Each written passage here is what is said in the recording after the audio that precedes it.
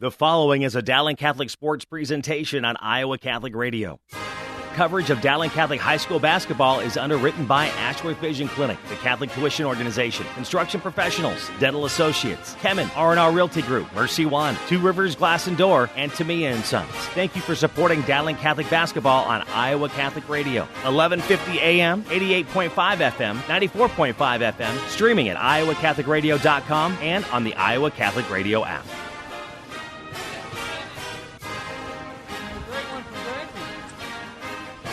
And good evening. Welcome to the Dowling Catholic High School Gymnasium. Mark Hamadale, Steve DeVinny, as we get set for Game 1 of our girls and boys doubleheader tonight here on Iowa Catholic Radio as we broadcast the Dowling Valley Girls and Boys doubleheader.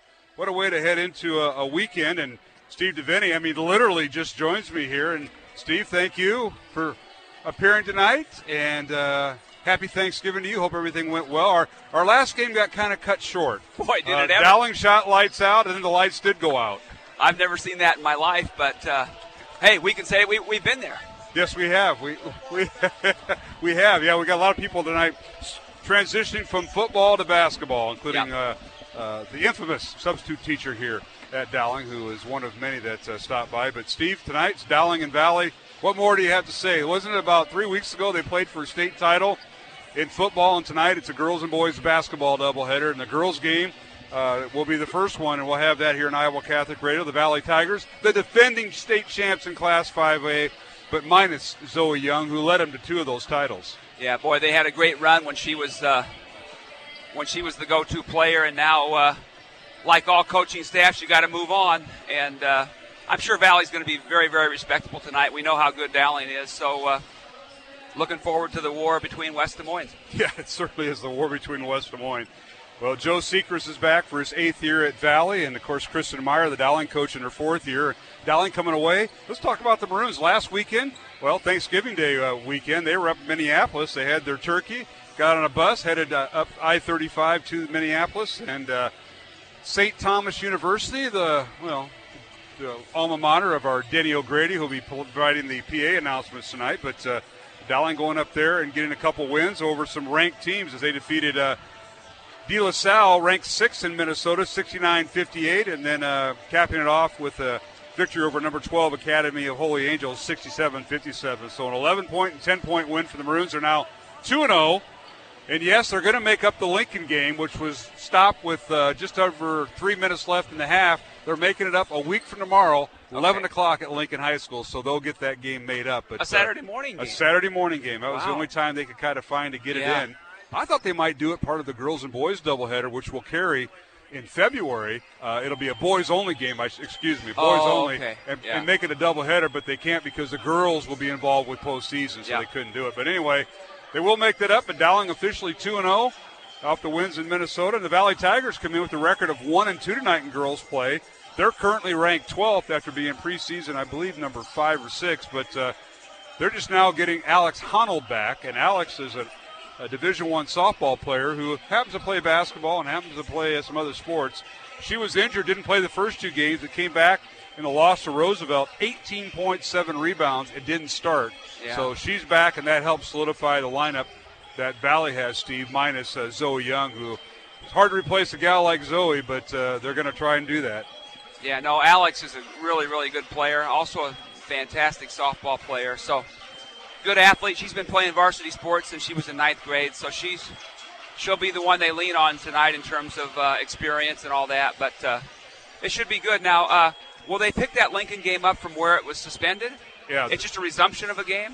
That's what they can do. Of course, when the power went out, I'm not sure about the cameras, but both teams filmed the game, and they can find a point where they're 2 minutes and so many seconds on the clock. I had it around 3-minute mark is when it went out, but I could be off a minute or two.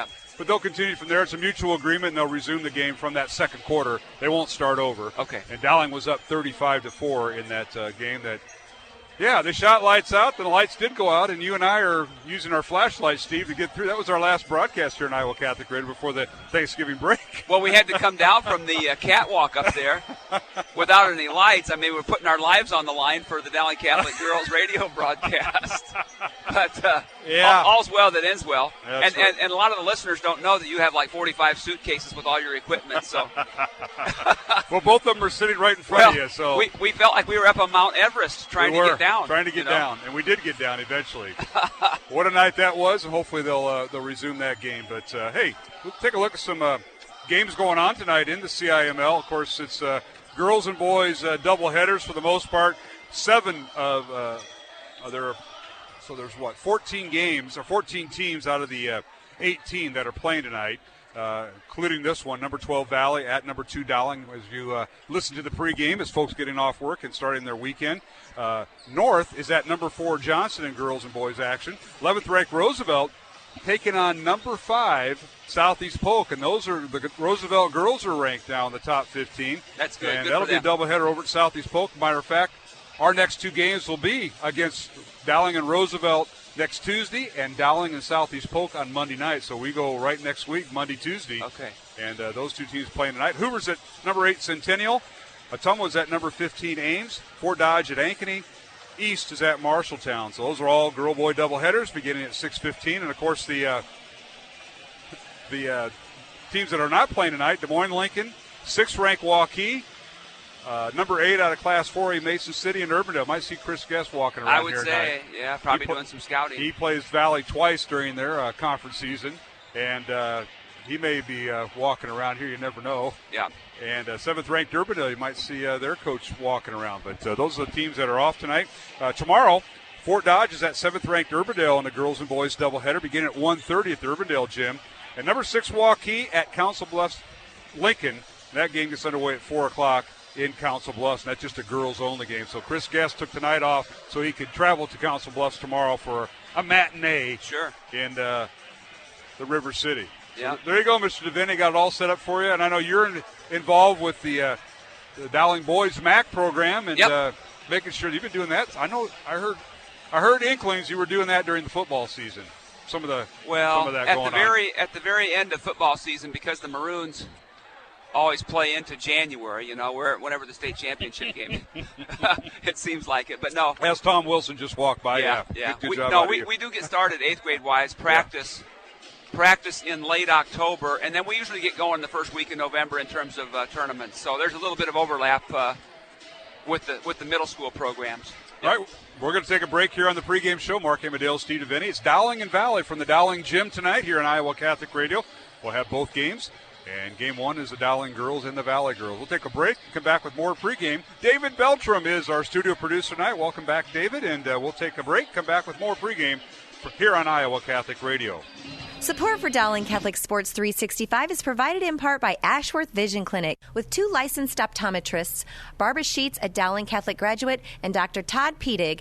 The Ashworth Vision Clinic team provides complete eye exams, contact lenses, glasses, glaucoma testing, and pre- and post-operative care. Ashworth Vision Clinic is located at Ashworth and 60th Street in West Des Moines, 515-440-4610, online at ashworthvision.com. The Catholic Tuition Organization provides the best tax savings over any other charitable giving in the state. 65% directly reduces your Iowa income tax liability. Plus, there are still federal deductibility options to further save on taxes. Find details online, ctoiowa.org. All this for the kids and their future.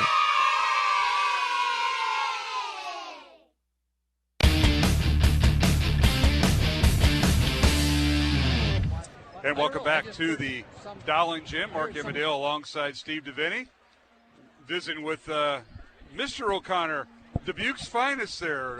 Michael O'Connor's dad, who came down to. He usually listens to the game once in a while when he can't make it down. He gets snowed in up there. He'll tune us in, DeVinny. But I see Mr. O.C. made it down, and part of a doubleheader. Looking forward to Dowling boys. Make a bounce back. They got to be very handily by Iowa City West. Kind of preview the boys' game on Tuesday night. Of course, Dowling, that was their first game period. They had no scrimmages. They only had the team together maybe 4 or 5 days the day before Thanksgiving. And Iowa City West, third ranked in the state, and I'll tell you what, they took it right to Dowling, but hey, it's a bounce-back night, and they're taking on B.J. Windhorst and the Valley Boys in Game 2 of our doubleheader, Steve. I think what happens a lot of times because the football team has had so much success is we have a tendency to be a little bit of slow starting from time to time. But from time to time. How about 7 straight years? So our color guy here, Kevin O'Hare, said he might be late for the boys' game. I might have to be on about a 2-second overtime. Yeah. So when we do, we'll be on delay because of O'Hare. We have to put it on like a 7-second delay. So sure. Keep that in mind. But well, with Coach O'Hare, you always have to go 7-second delay. Wait till I start in about Caitlin Clark for the Dowling girls beating him 1-on-1.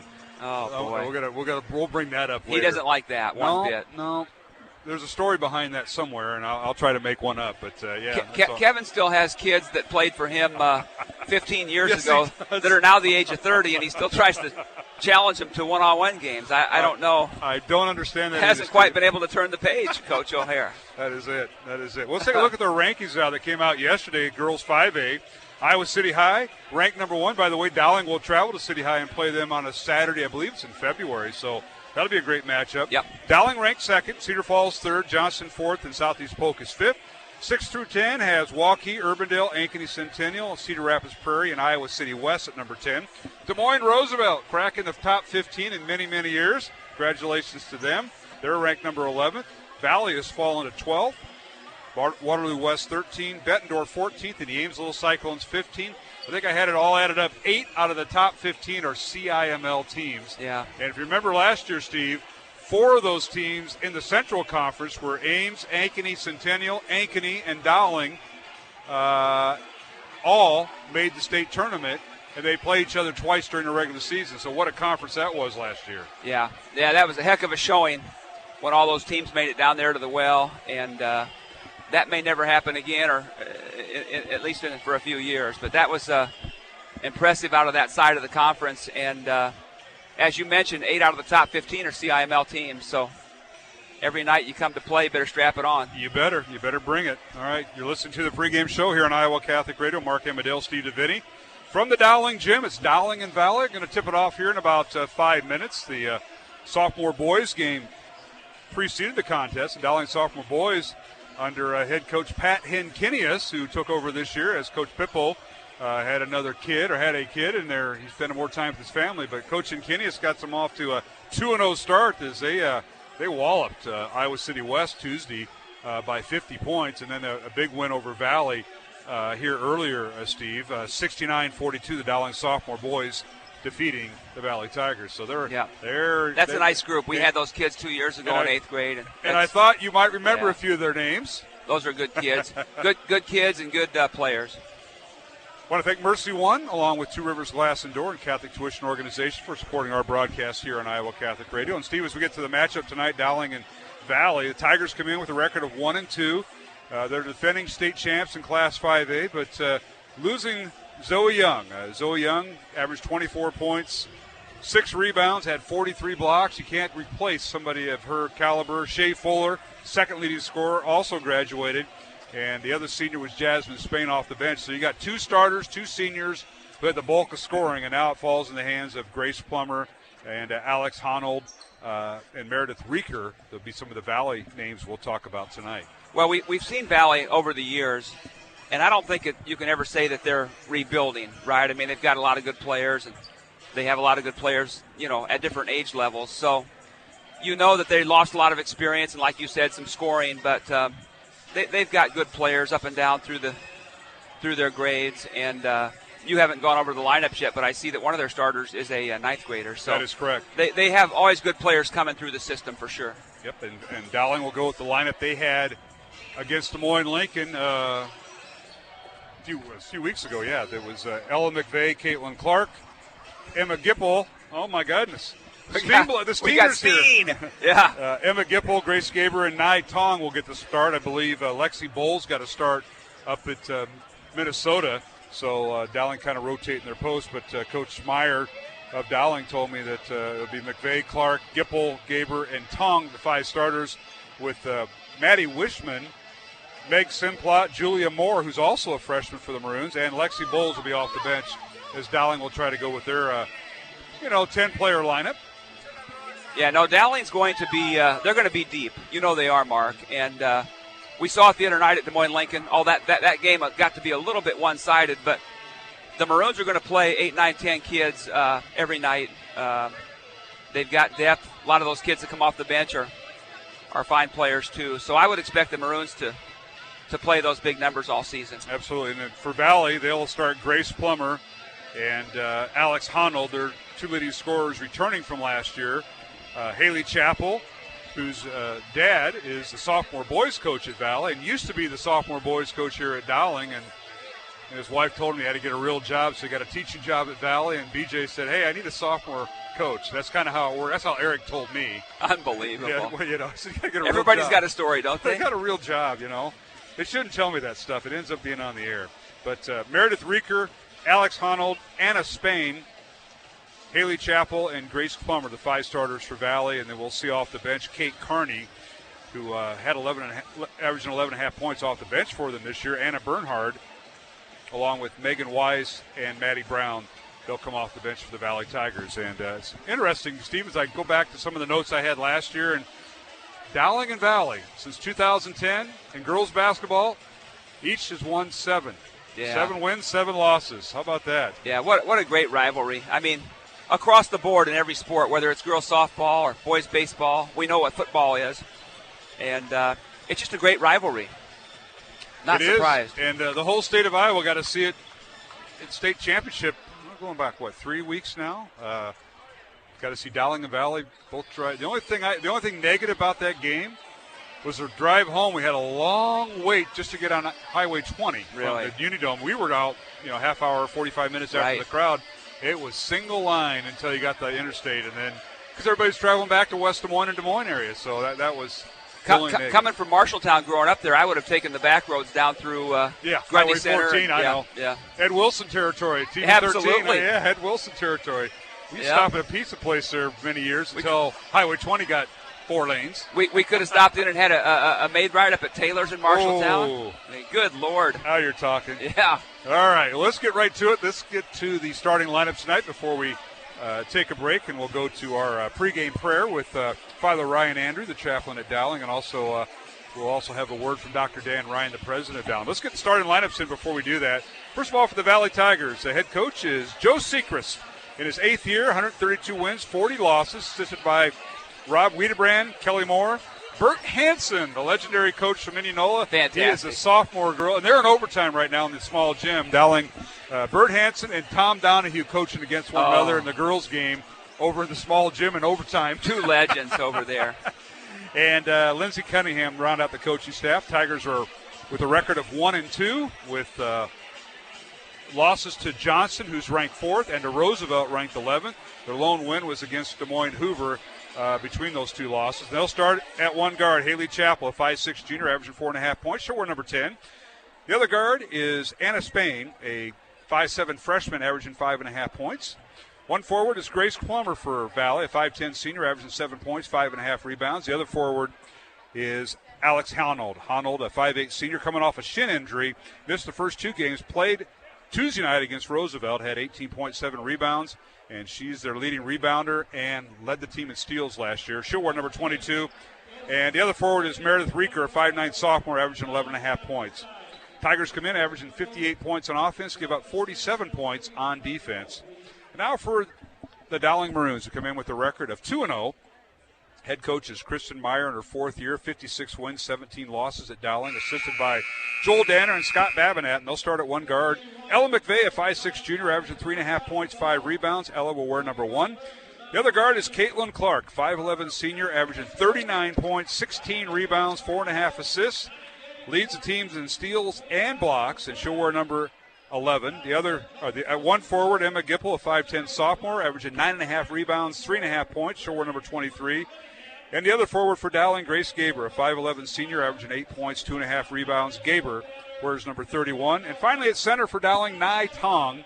Nai is a 6'1" senior, averaging 5.5 points, 7.5 rebounds. So for Dowling, it's McVeigh, Clark, Gipple, Gaber, and Tong. And for Valley, it's Plummer, Chapel, Spain, Honnold, and Reeker. And that sets up the lineups for tonight. Dowling comes in ranked second in Class 5A, and Valley ranked 12th in Class 5A. The Maroons with averaging 68 points on offense, giving up 57 points on defense. That's a look at the starters. And Steve DeVinny, we're going to go to a break, and we'll come back with the tip-off. Our officials tonight, I know one of those guys. Actually, I know two of those guys.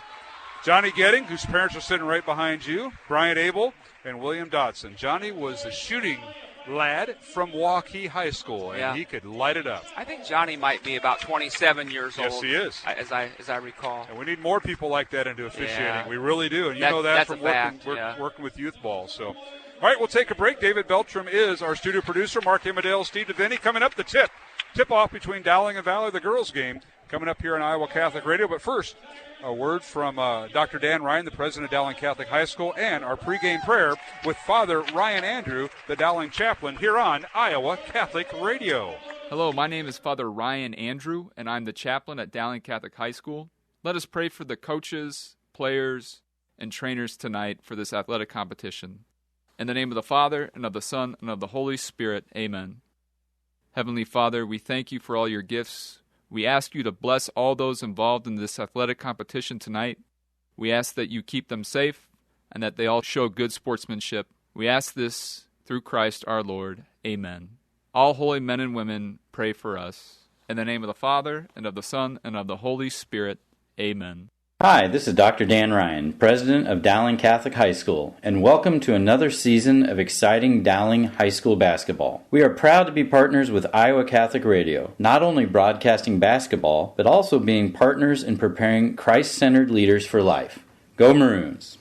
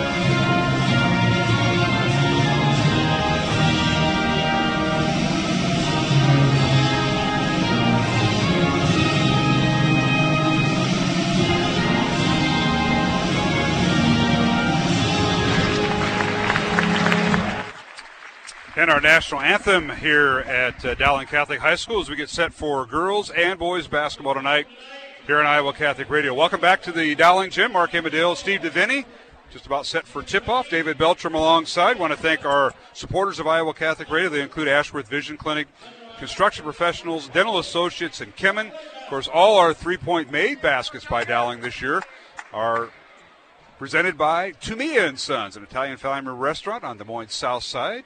And we appreciate their support. They were with us throughout the football season, and they'll continue here during the basketball season. And, Steve, we're just about ready to tip it up. Johnny Getting right in front of you, along with Brian Abel and William Dotson, our three officials. Want to thank them and all the officials out there for what they do. Games can't be played without them, and we need more of them. We need good young ones coming through to be mentored by the other ones who are retiring or getting set to retire. Very important to do that. Yeah.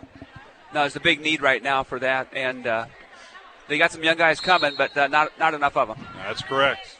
I want to thank Mercy One, R&R Realty Group, and Catholic Tuition Organization. tip up and controlled by the Valley Tigers. And they get into the hands of Anna Spain. And Valley now left to right towards the north basket here. And they're visiting black uniforms with orange numbers and letters. Dowling in their home white uniforms with maroon numbers and trim. And now the Tigers, a shot from the elbow by Honold, no good. Offensive rebound, Plummer. And she has the ball swatted off her legs out of bounds to Dowling. So a good look that time by the Valley Tigers. Talking with Coach Sechrist early today, the Valley head coach. He said, well, we're going to see a lot of different things with Caitlin Clark. We got some defenses all set up for her. So looks like they're trying to jump her right there at half court. They're going to jump her and face guard her. And make sure she gets rid of it. Look for a box and one or whatever. McVeigh has it in the Dowling front court. It's McVeigh, Clark, Gipple, Gaber, and Tong. In the corner, Clark for three, good. Right from the right baseline, and she had a hand in her face, too. Yep. Valley coach early on has to be shaking his head. They tried about 3 junk defenses in one half-court possession. 3-0 Dowling underneath. A shot off the glass too strong, no good by Honold. Rebound Dowling, and here's Clark leading the charge. She's cut off from going inside. Now they gets it inside to Tong. Layup, good! Clark with the assist, and Nye Tong with the basket. That's not a ball that Nye would have caught 2 years ago. She's so much more experienced and big-time catch of a difficult pass. 5-0 Dowling, 6:40 remaining, first quarter from the Dowling gym. Mark Amadale and Steve DeVinny tonight here on Iowa Catholic Radio. Valley with it, here's Spain with it. Dribble drives and lane, cut off by McVeigh. Dowling stays man-to-man. Now picking up her dribble is Rieker at the free throw line. Kicks it over in the corner to Hall, or to Plummer, rather. As they get it around to Rieker, left wing. Guarded by Nye Tong, and she hands it off to Honold. Honold guarded by Tong in the lane. Layup no good, too strong. Rebound Dowling. Gipple with the rebound. Emma with it. Outlet pass goes to Clark. Caitlin down the lane. She's got a hole, or opening rather, and a shot up no good. Left it short, and a rebound Honold and Valley. Plummer with it. Three-pointer on the way, up and short. Rebound Dowling and McVeigh. You hear the Dowling coaching staff saying, go, go, go. Yeah, Kristen Myers are trying to push the pace. Here's Gipple for three in the corner. It's no good. A rebound comes out to Honold and the Valley Tigers. Both teams getting looks at the basket but can't get it to fall. Valley with it. Here's Rieker with it. Out top to Plummer for three. It's off the rim. No good. Good hustle on the weak side by Chappell, and it goes out of bounds off of her. It'll be Dowling basketball. Yeah, very good hustle. So far the Maroons, like you said, are man-to-man, and Valley, it's early in the season, but they're trying to figure out who the go-to players are and who can get their own shot. Yeah, it's kind of like, an experiment. Three-pointer up, good. That's Gipple with the three. And Emma with her first three of the year there, Steve DeVinny, and Dowling out to an 8-0 lead. Pick your poison. That's 2 possessions in a row. They just left her alone. And now a jump ball called as McVeigh ties up Spain at the top of the key, and all the possession arrow will go to Dowling as substitution in for the Valley Tigers. That'll be Anna Bernhard. Here comes Lexi Bowles for the Maroons also, Mark. And Bowles coming in for Nye Tong. So it's obvious right here early on they've decided to leave Gip alone, just not guard her. You might be staying about a quarter into the boys' game. Double overtime in the small gym, and Bowles underneath the left hand. Shot off the glass, good for the Dowling center, and it's Dowling out to a 10-0 lead over the Valley Tigers. Lexi with a nice left hand. In the front court, Valley with the basketball. Tigers trail by 10. 4:50 remaining first quarter from the Dowling gym. Play starting to fill up. Dribbling in the lane is Plummer. Gets on the baseline. Shot up, no good. Kind of forcing a shot there was Bernhard. And rebound out to Dowling. Down court, running jumper, no good. Bowles with the rebound. Can't get it to fall. Gets her own rebound. And a shot up and good on the third try for Lexi Bowles. Timeout Valley. Bowles with 4 points off the bench. Dowling up 12-0, and 30-second timeout. We'll keep it here, Steve DeVinny, with Dowling leading 12-0, and we've almost played half the first quarter. Yeah, well, Dowling's got the experience. As we talked about earlier, Valley had to replace all that scoring, but very interesting. Valley decided to double team or kind of help out with on Caitlin Clark, and they've decided to let Emma Gipple alone on the outside. Mm-hmm. When she has the ball away from the basket, they let her go, and she made 1 3 and missed a 3, but I don't know if they're going to be able to stay with that strategy all night. Well, so far Valley has went to their bench. Anna Bernhard has checked in for Rieker, Now out of the timeout, Valley with the basketball. Chappell with it, gets it into lane to Honnold. Her shot up, no good, draws the foul. And free throws coming as the foul's on Dowling's Grace Gaber. That'll be her first, team foul number 1 on Dowling. Actually the first foul of the game. Yeah, it appears that Honnold, for about the third time in the first quarter here, has made a move and gotten to the rim, but just hasn't been able to convert so far. First free throw no good by Honnold. She was perfect on the year. Here comes Meg Simplot, Mark, while you were taking down the stats. Meg Simplot just came in for Gipp. Number 15, Simplot, replaces Dowling's Emma Gipple. Naitong still on the bench as Bowles replaced her in the post. Second free throw by Honnold, good. 4:23 remaining, and it's 12-1 here in the first quarter as Valley gets its first points. Tigers are on the board. Dowling in the front court, here's McVeigh with it. Coming off a ball screen by Grace Gaber. Gets it over in the corner. Now Clark double team, puts a shot up, no good. Gets her own rebound, now trapped under the basket. They rotate it around, and Gaber, a nice job of keeping the ball alive. Dowling with the ball. A long three coming, top of the key, no good by Meg Simplot. Rebound, Valley. Tigers running down court. Shot blocked out of bounds by Caitlin Clark, and that was Spain taking it to the hole and having it knocked out of bounds. Valley basketball here with 3:53 remaining in the first quarter. Dowling 12, Valley 1, Steve. Yeah, Valley pushed the tempo, had numbers, 3-2 advantage, and then Caitlin recovered and blocked it out of bounds. So Barnhart now out of the game, and now a steal by Clark on the inbounds pass. Layup good. Caitlin Clark goes coast to coast with her 5th point, and it's 14-1 Dowling. Clark with 5 of Dowling's 14 points. And the Tigers now facing Dowling's man-to-man defense. They push the ball in the front court. Get it to Spain, top of the key, guarded by McVeigh. A little bit of a mismatch here in size. Spain, a freshman at 5'7", and McVeigh listed at 5'6". Corner three up, no good by the Valley Tigers. That's number 32, Maddie Brown, the freshman, with the miss. And the rebound, Dowling. Clark in the corner. It goes to Simplot for three, and it's good. Meg Simplot off the bench with her second three of the year, and it's 17-1 Dowling. Dribble drive kick there by Caitlin. Drew the attention, as you know she's going to, and Simplot was wide open. Dowling by 16. A shot top of the key, no good by Valley's Grace Plummer. Rebound Dowling as it won't fall. Clark tries to split the defenders. She tried to go right between Grace Plummer and Maddie Brown and drew the foul. Dribble, penetration, Caitlin Clark. Pushing the tempo. Wholesale substitutions, McVeigh, Bowles, and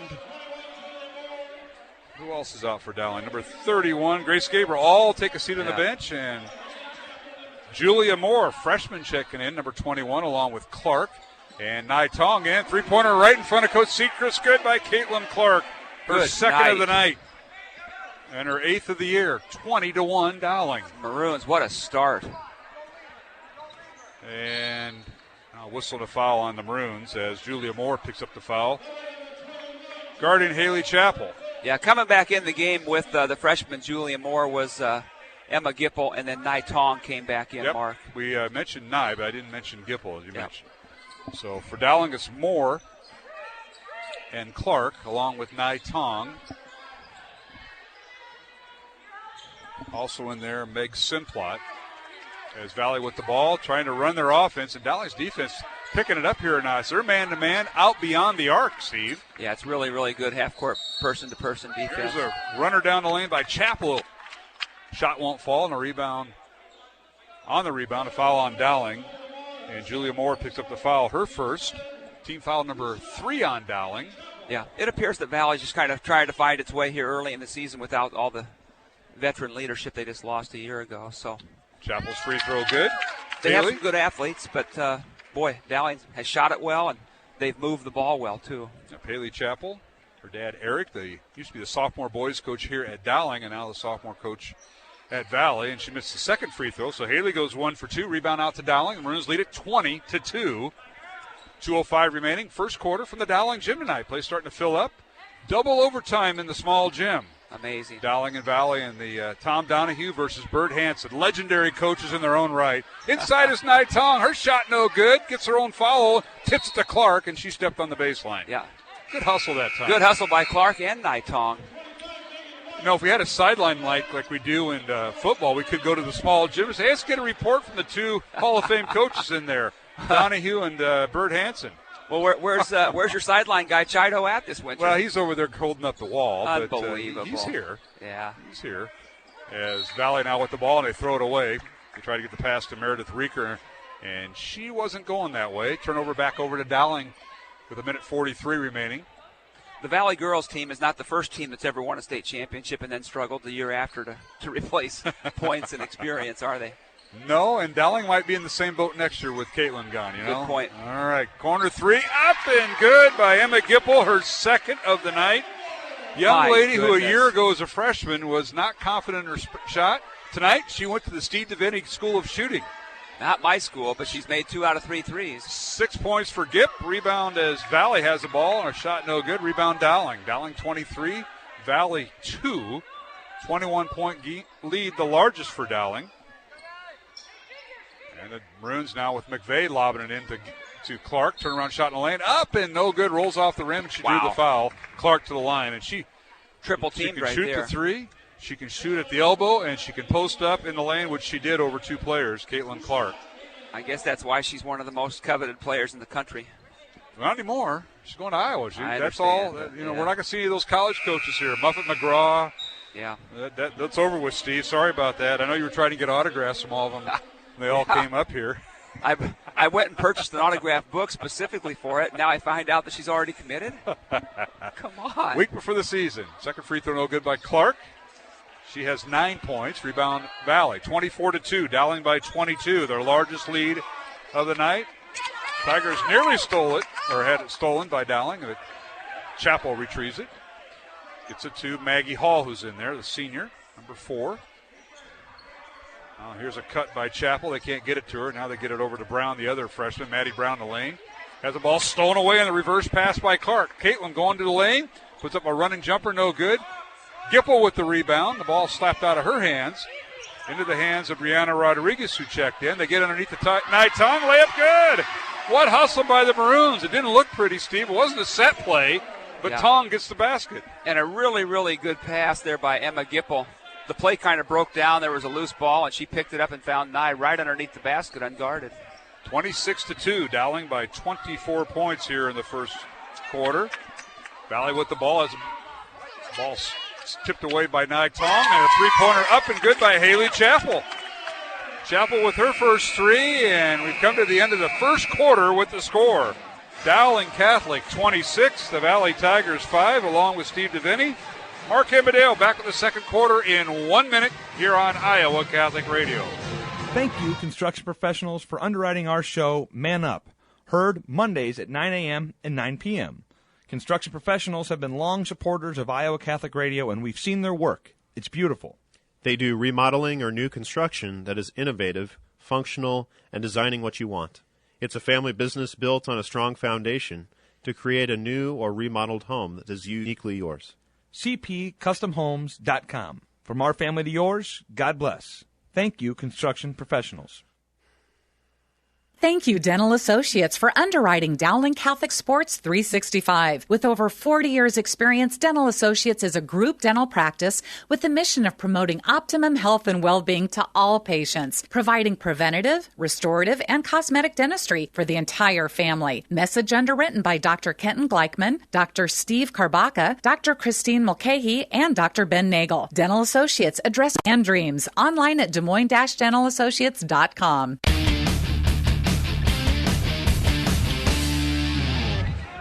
And welcome back to the Dowling Gym tonight here in Iowa Catholic Radio, our second high school broadcast.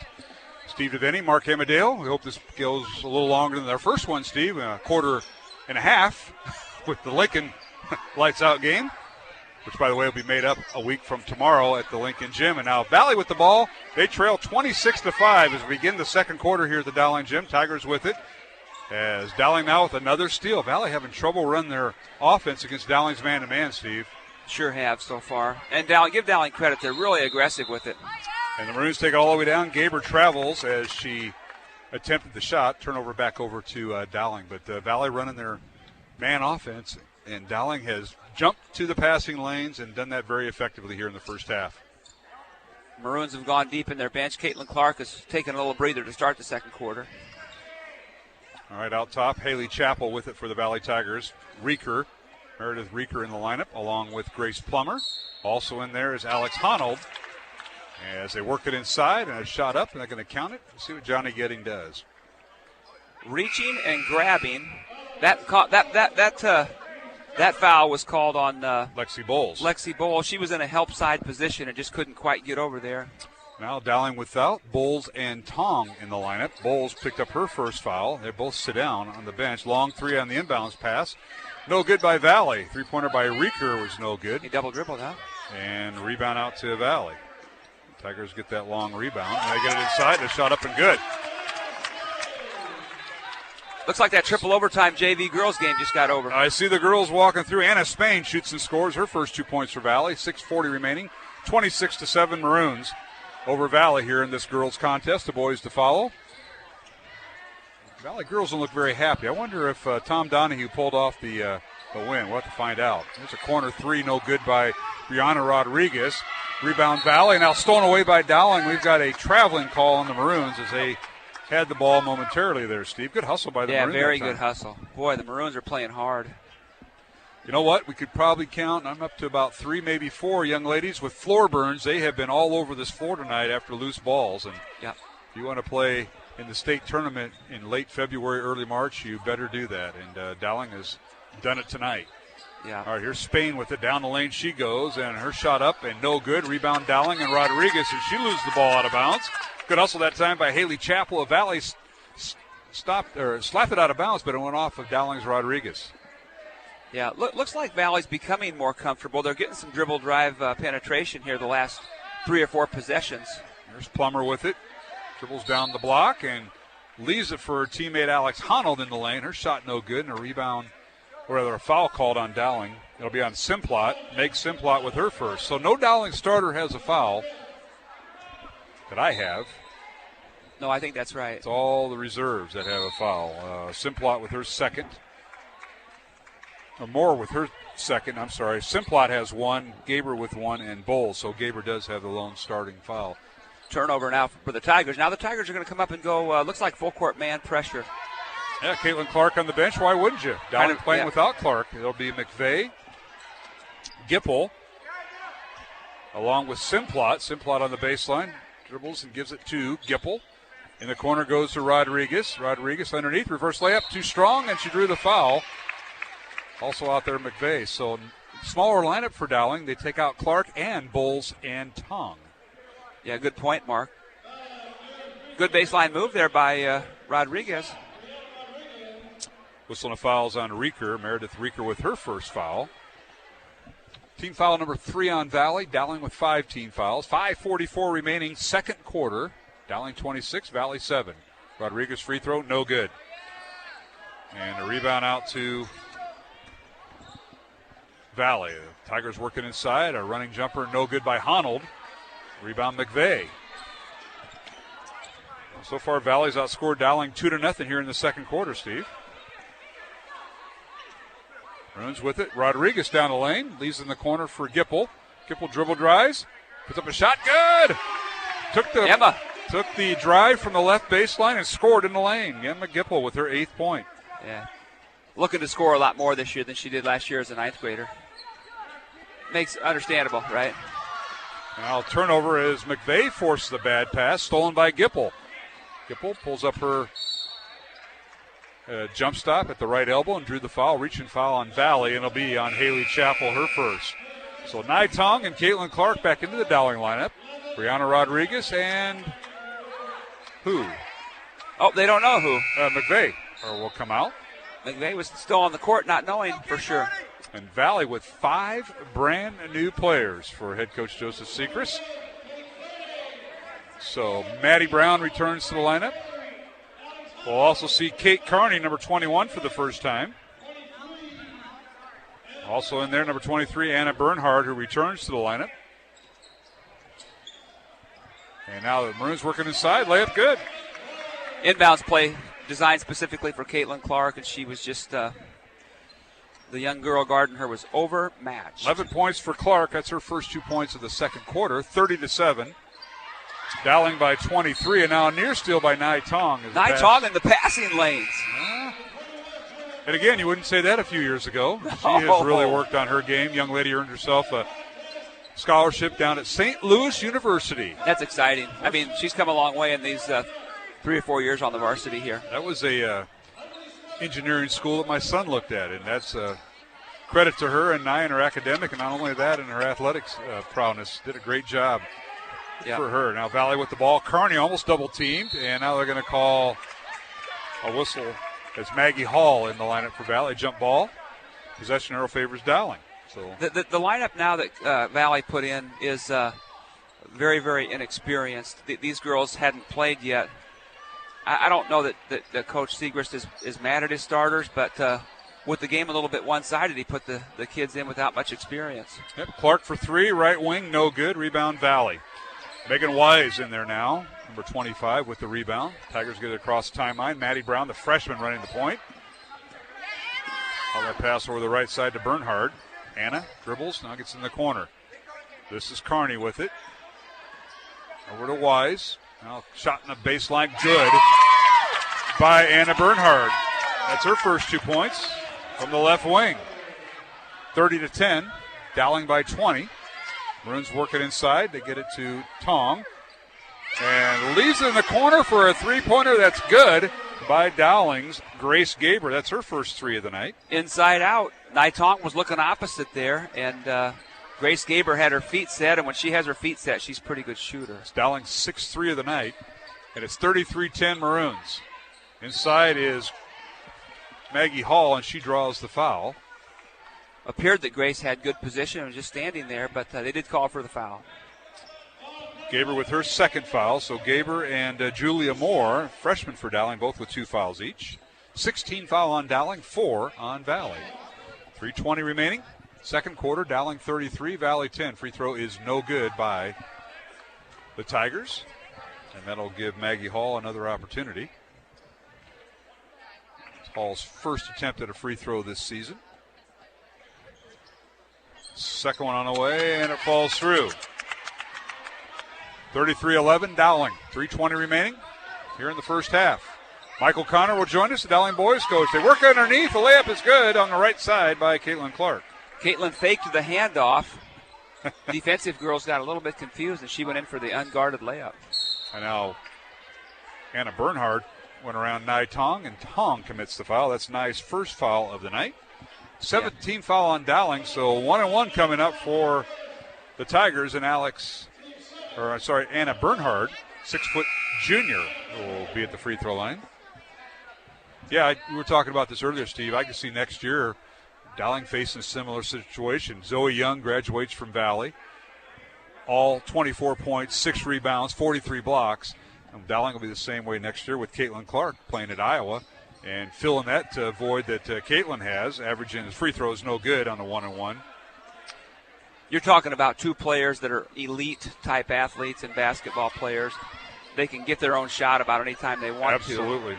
And Clark averaging 39 points, 16 rebounds, set a school record for defensive rebounds in the win up at Minneapolis. And now Valley on a 2-on-1 fast break, and the ball kicked out of bounds by Dowling. Will be Valley basketball underneath their own basket with 2:42 remaining here in the second quarter. All right, substitutions now for Dowling as we'll see Lexi Bowles into the Dowling lineup. She replaces Nai Tong. And Valley, Megan Wise checks out. And checking in, I believe, is Honold, who's back in. So Alex Honold. Honold, see her left leg wrapped there, Steve. She had a shin injury. She missed the first 2 games against Johnson and Hoover. Then came back and had 17 points and 18 points and 7 rebounds the other night. And now a shot up and no good by Dowling out of the timeout. Or rather, the dead ball by Moore and rebound by Valley. And Honold takes it down the lane. Her layup is good for the Tigers. Basket will count and the foul on the Maroons. Yep, Honold's been able to get to the rim several times tonight, probably for the 6th or 7th time. And she was able to convert that one. Julia Moore picks up her 3rd foul for Dowling, and she'll be replaced by McVeigh, and the Maroons will substitute. They should be substituting here. It's just a and 1 as Honnold down the lane. It looks like the Dowling band is in town tonight, up in the upper rafters. I see that. And they started warming up and playing songs when the play was live, and the referees asked Denny O'Grady to say something over the loudspeaker. Denny didn't say it, he yelled it. Well, he always Knock it yells. off. He always yells. All right. Doesn't mean that he's angry. He just So he's getting your attention. The free throw good. Honnold completes the and 1. She now has 4 points tonight. It's Dowling 35, Valley 14. 2:10 remaining. Second quarter, and now McVeigh has the ball stolen away from her. Miscommunication By Rieker. Valley with the ball. Corner 3, up and no good. Off the back iron by Chappell. Ball slapped around and rebounded by Meg Simplot for the Maroons. Gets to Gipple. Emma in the front court. Valley stays man. Gipple with the left hand. Dribble drives in the lane. Shot good. Wow. Emma Gipple. She wouldn't even look at the basket last year as a freshman, Mark. We talked about that. Now she's in double digits, isn't she? Yeah, we talked about that last year. It's all about confidence. It is. You know, and ninth graders aren't quite ready, but she did so many other things well for the team last year. But now she's looking to score.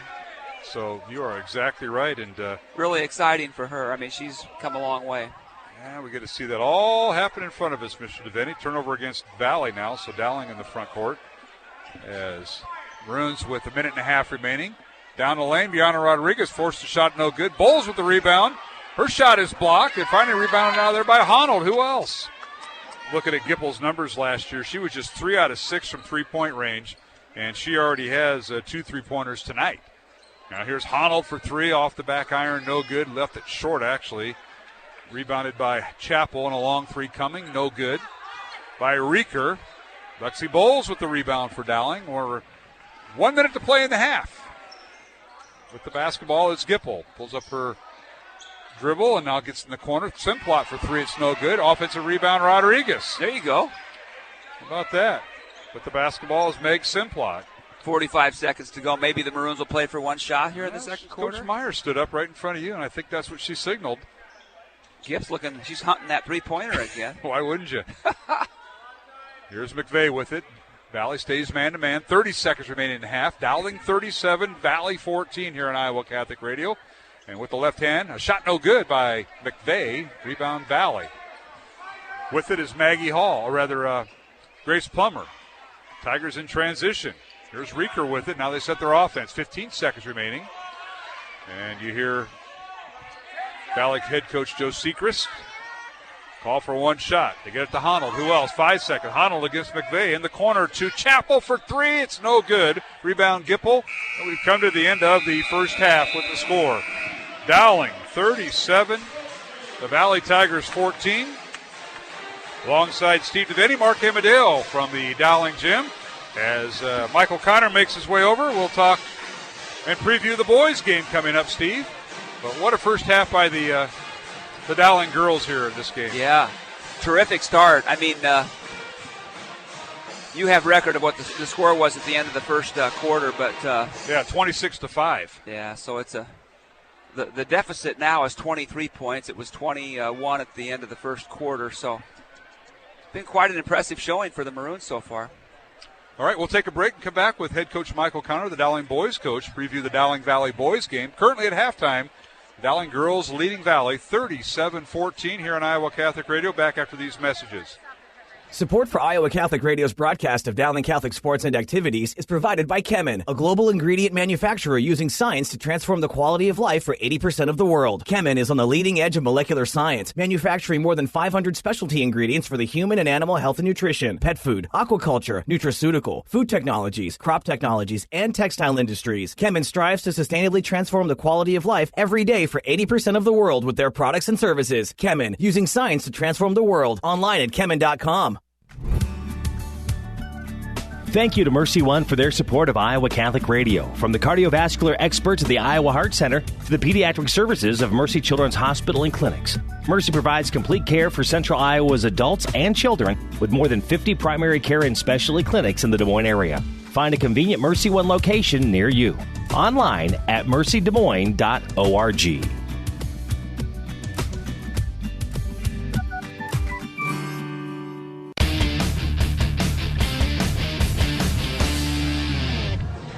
And we're back here at the Dowling Gym. Mark Emmerdale, Steve DeVitti. Halftime of the girls' game. Dowling leading Valley 37-14. The Maroons led at the end of the first quarter 26-5 and lead here at halftime. We're joined by Dowling boys basketball coach Mike O'Connor. And OC, thanks for joining us. Last time we spoke was championship night up at Cedar Falls. Kind of previewed your season, the conference, and I know rankings haven't come out yet, but you got to be pretty happy once again.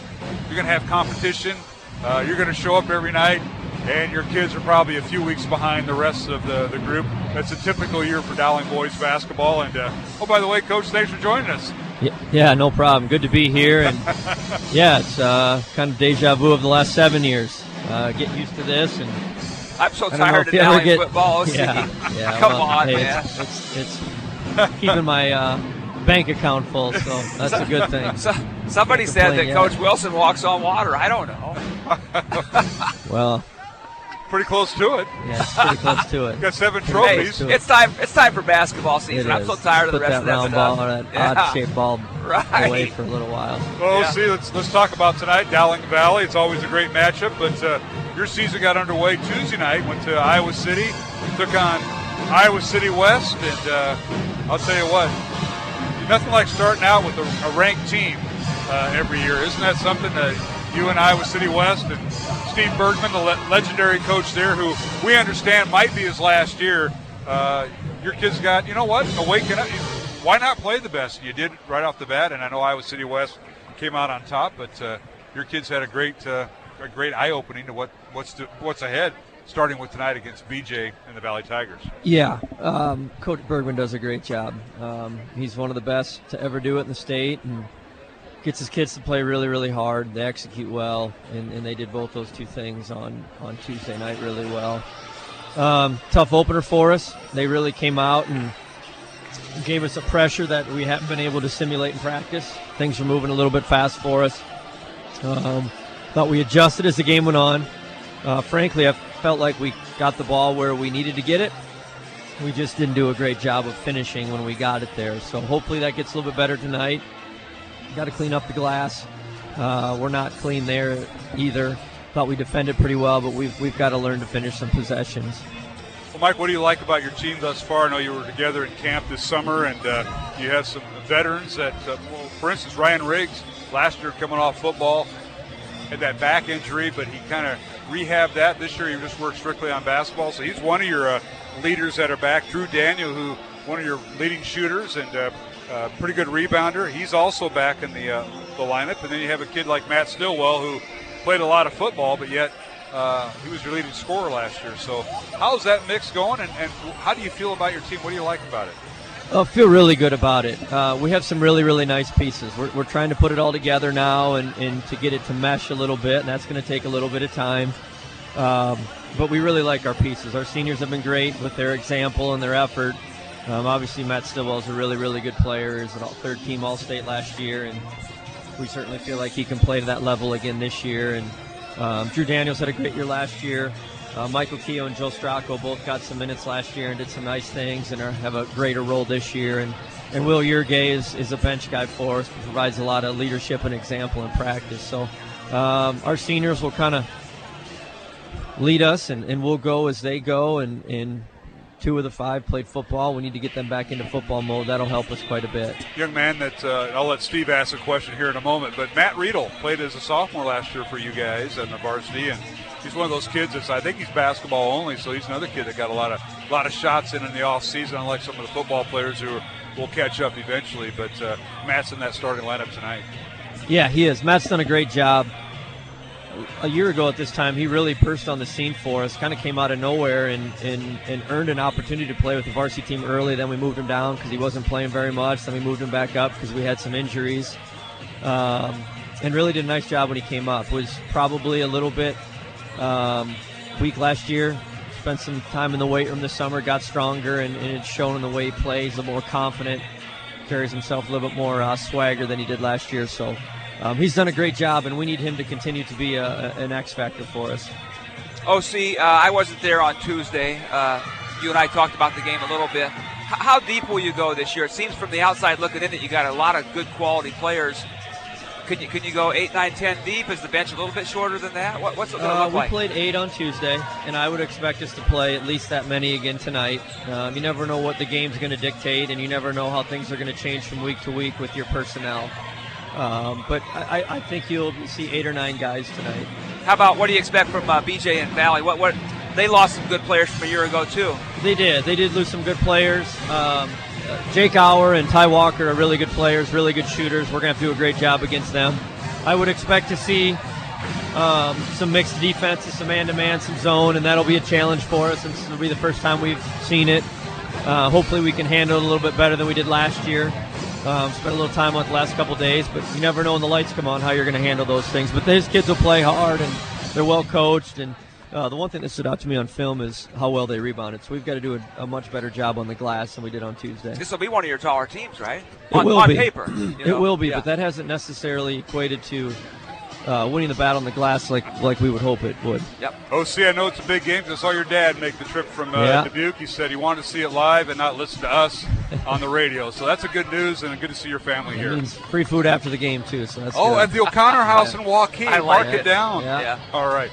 Mike, best of luck, and good seeing you again. And thanks for all you do for Dowling. I know people don't know behind the scenes the work you put in during the football season. Hey, this place can't function with people like you and Mary Pick and Tom Wilson because the athletic department does not run itself. I know Mary Pick has a big part of that, but I mean that sincerely. The things that you guys do behind the scenes, amazing, and appreciate that. Well, thank you. That means a lot, and we're awfully appreciative to have you guys supporting us and promoting and broadcasting our games at all levels. There's not many other schools, if any, in the state that do that, so that's a pretty nice perk. Appreciate that, Mike. Best of luck tonight. Hey, Go good get luck, it. OC. And wake up those assistant coaches. Wagner and Nahas, did you wake them up? No question. All right, Mike, best of luck. Hey, going back, that could have been one of the reasons we didn't fare very well over in Iowa City, the assistant coaches. That was Steve DeVinny that said that, folks. We'll take a 1-minute break and return. Halftime of the girls' game. We'll get you caught up with the scoring in the first half. It's Dowling 37, Valley 14, the girls' halftime, and the teams are out warming up. We'll start the second half in 1 minute here on Iowa Catholic Radio. Support for Dowling Catholic Sports is provided by Two Rivers Glass and Door, creating commercial glass and aluminum storefronts. Also serving your home needs by creating custom frameless shower doors, mirrors, glass tabletops, and specialty glass. Two Rivers Glass and Door. Design, fabrication, and installation. 515-222-4860. Online at tworiversglass.com. Two Rivers Glass and Door. Serving imaginations since 1992. Thank you, R&R Realty Group, for supporting Dowling Catholic Sports 365. R&R Realty Group is an Iowa commercial real estate owner and developer that provides services for all commercial real estate needs, including brokerage, interior space planning, real estate management, construction, and more. R&R Realty Group has been accommodating business expansions and real estate solutions since 1985, solving commercial real estate needs. R&R Realty Group, establishing long-term relationships built on trust. The home and away voice of Dowling Catholic Sports and Activities, Iowa Catholic Radio. KWKY Des Moines, K233BT Des Moines, KIHS Adel.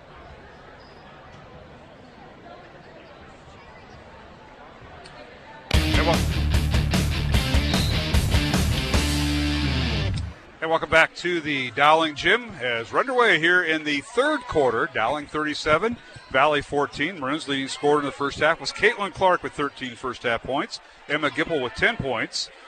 And 4 points each for Nai Tong and Alexi Bowles in the Dowling Post. 3 points for Grace Gaber and 3 points for Meg Simplot.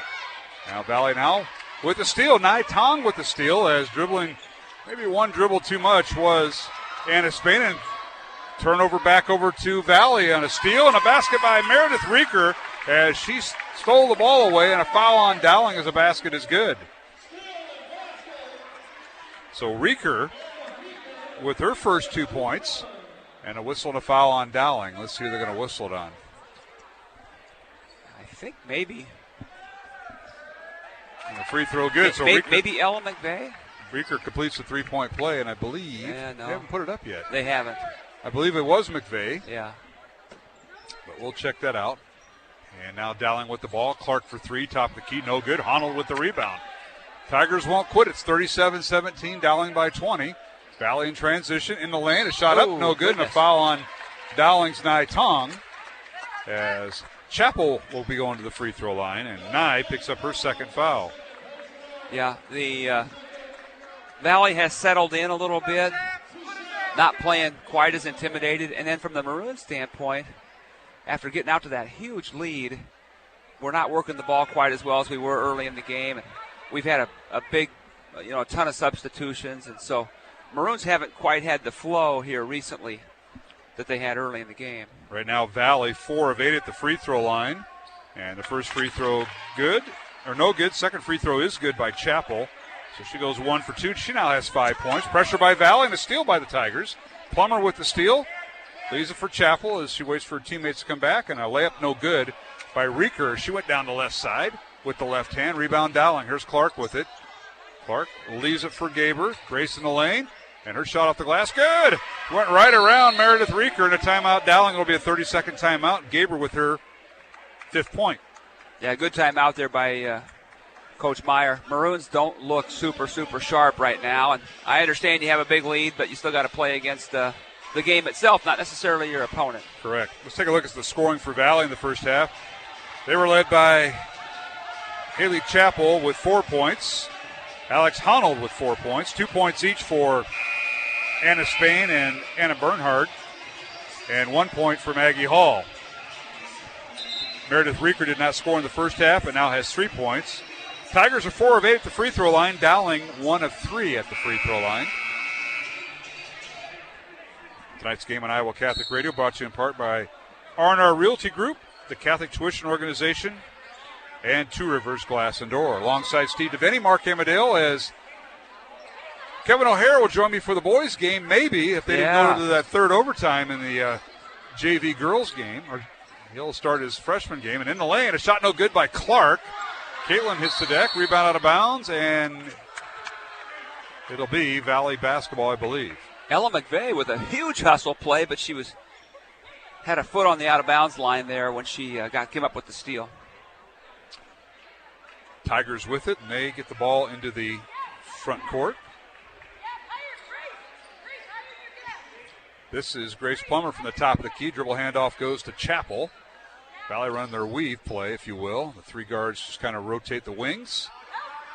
They pass, and then they cut. And here is, in the lane, Weaker has the ball stolen away by Dowling. Gaber with the steal. Emma Gipple with a hand in the passing lane.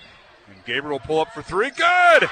Grace Gaber from the top of the key. Nobody came out to guard her, and Grace drilled it. Yeah, they lost track of her. And she now has 8 points, 42-18 Dowling. Here's Spain with it, dribbles against McVeigh, and she's cut off. Good job by McVeigh to stop the penetration. Valley just 5 out, nobody in, Steve, and a lot of passing and cutting. Kind of a real motion offense, if you will. Long 3, top of the key, no good by Meredith Rieker. Rebound Dowling and Gipple. I got her for 7 rebounds now on the night. Underneath is Clark. Her shot up and good. Basket will count as a foul will be on the Valley Tigers, and I believe they'll whistle it on Haley Chapel. Boy, what a good timeout there by Coach Meyer. You know, the kids were just not playing as well as they were capable, and since the timeout now we've reeled off I think 7 in a row coming with the free throw coming.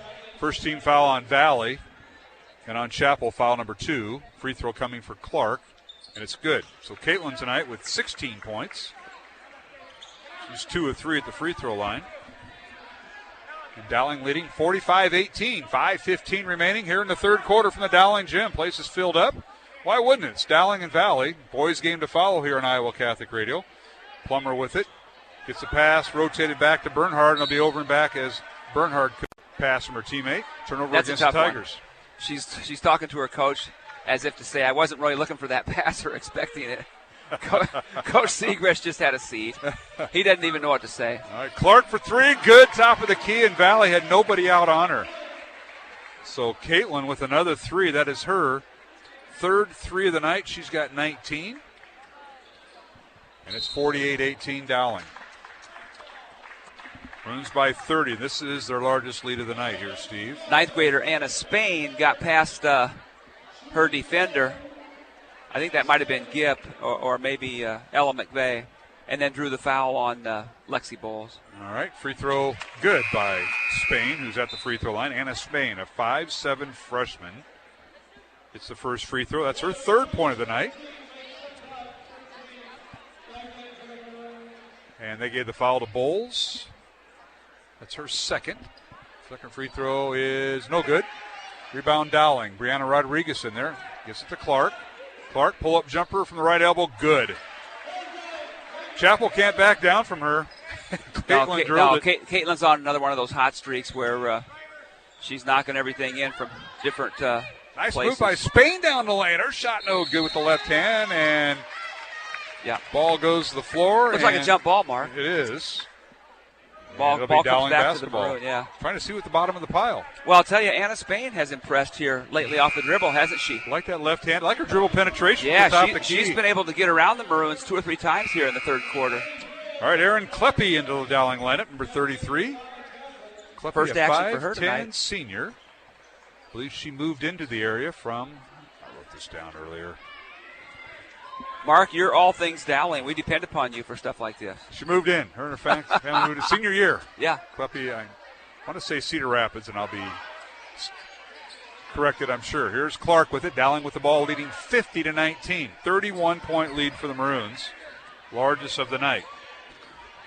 All right, here in the lane is Gaber. Tries an inside pass to Kleppe. It's stolen away by Honnold. Good idea.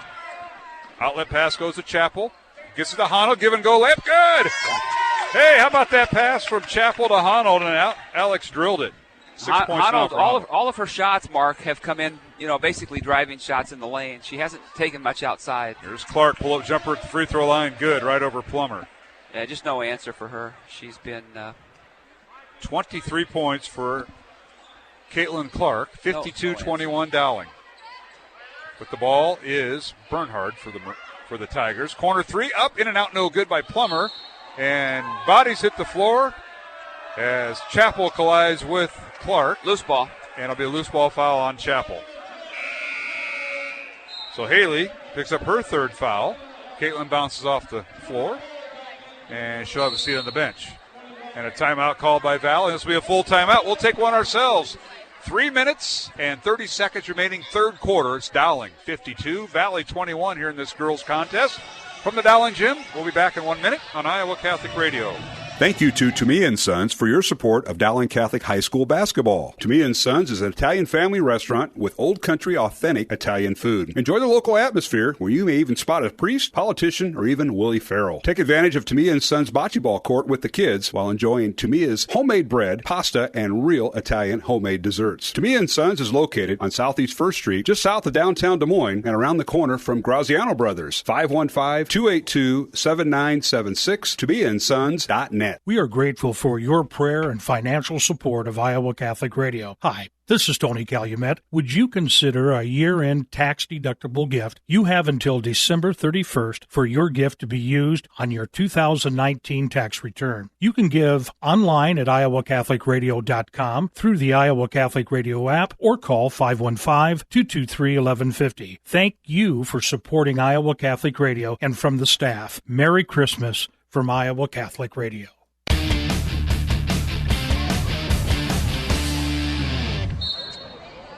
And we're back here at the Dowling Gym. Mark Amadeo alongside Steve DeVinny here in the third quarter. 3.5 minutes remaining out of the Valley timeout. Dowling 52, Valley 21.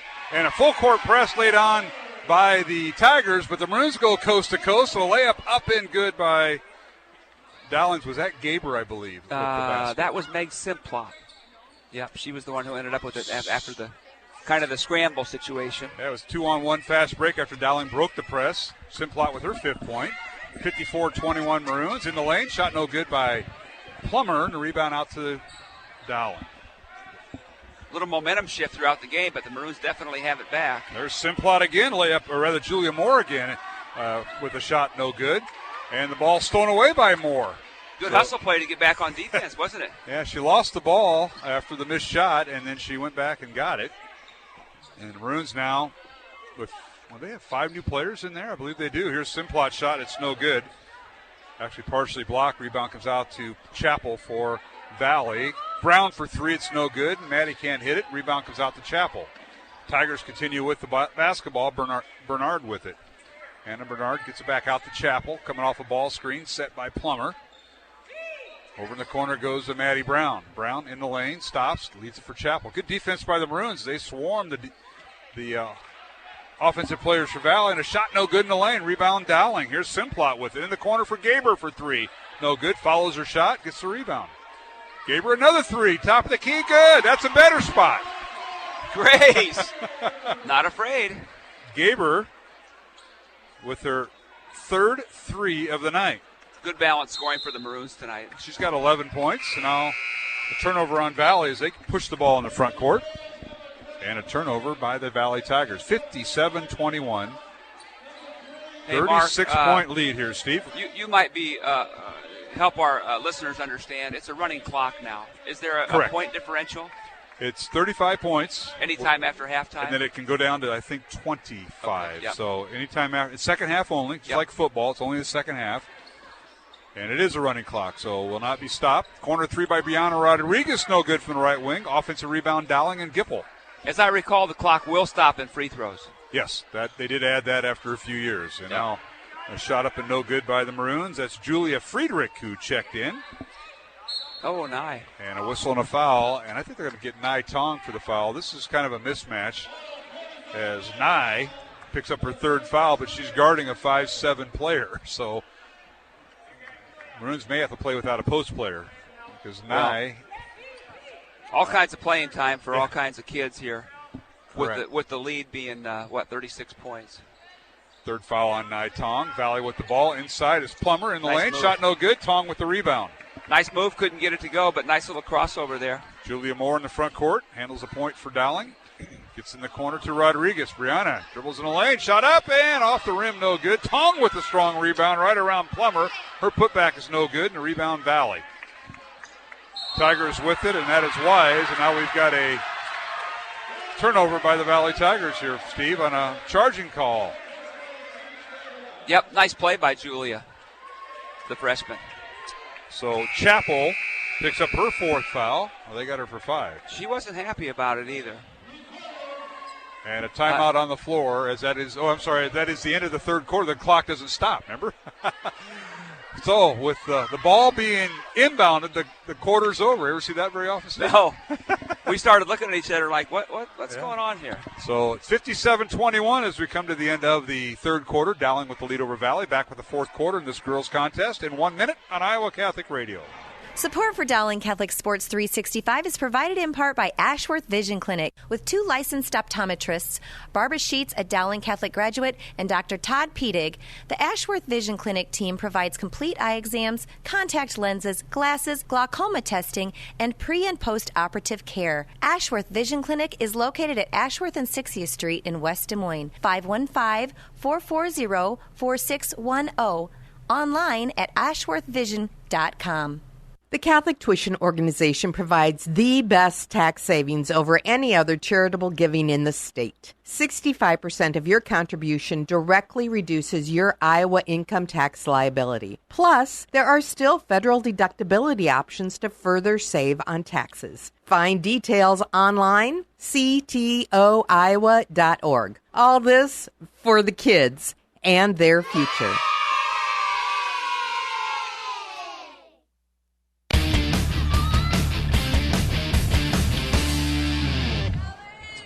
And we're back here at the Dowling Gym as we're underway here in the fourth quarter with Dowling leading Valley 57-21. We do have the running clock going on with the Maroons lead as high school girls and boys basketball. If you have a 35-point lead or more in the second half, the clock will run, except on free throws, as Mr. Devaney pointed out. And Dowling now with the basketball after a Valley turnover in their opening possession of the fourth quarter. Here's Caitlin Clark with it. We'll set the Dowling lineup. It's Clark, Simplot, Lexi Bowles, Ella McVeigh, and Grace Gaber. Clark gets in the corner to McVeigh for 3. Up good! Ella McVeigh with her first 3 of the night. As she came in average of 3.5 points, 60-21 Dowling. Maroons by 39, their largest of the night. Valley in the front court. With it is Anna Spain. So it's Spain, Kate Carney, along with Elise Carver. Now turnover by Valley as they try to get the ball inside. Stolen by Dowling. Gaber for 3 in the corner. Good! Grace Gaber knocks down another three, and it's all Dowling tonight, folks. Gaber with 14 points. That's her fourth three, and it's 63-21 Maroons.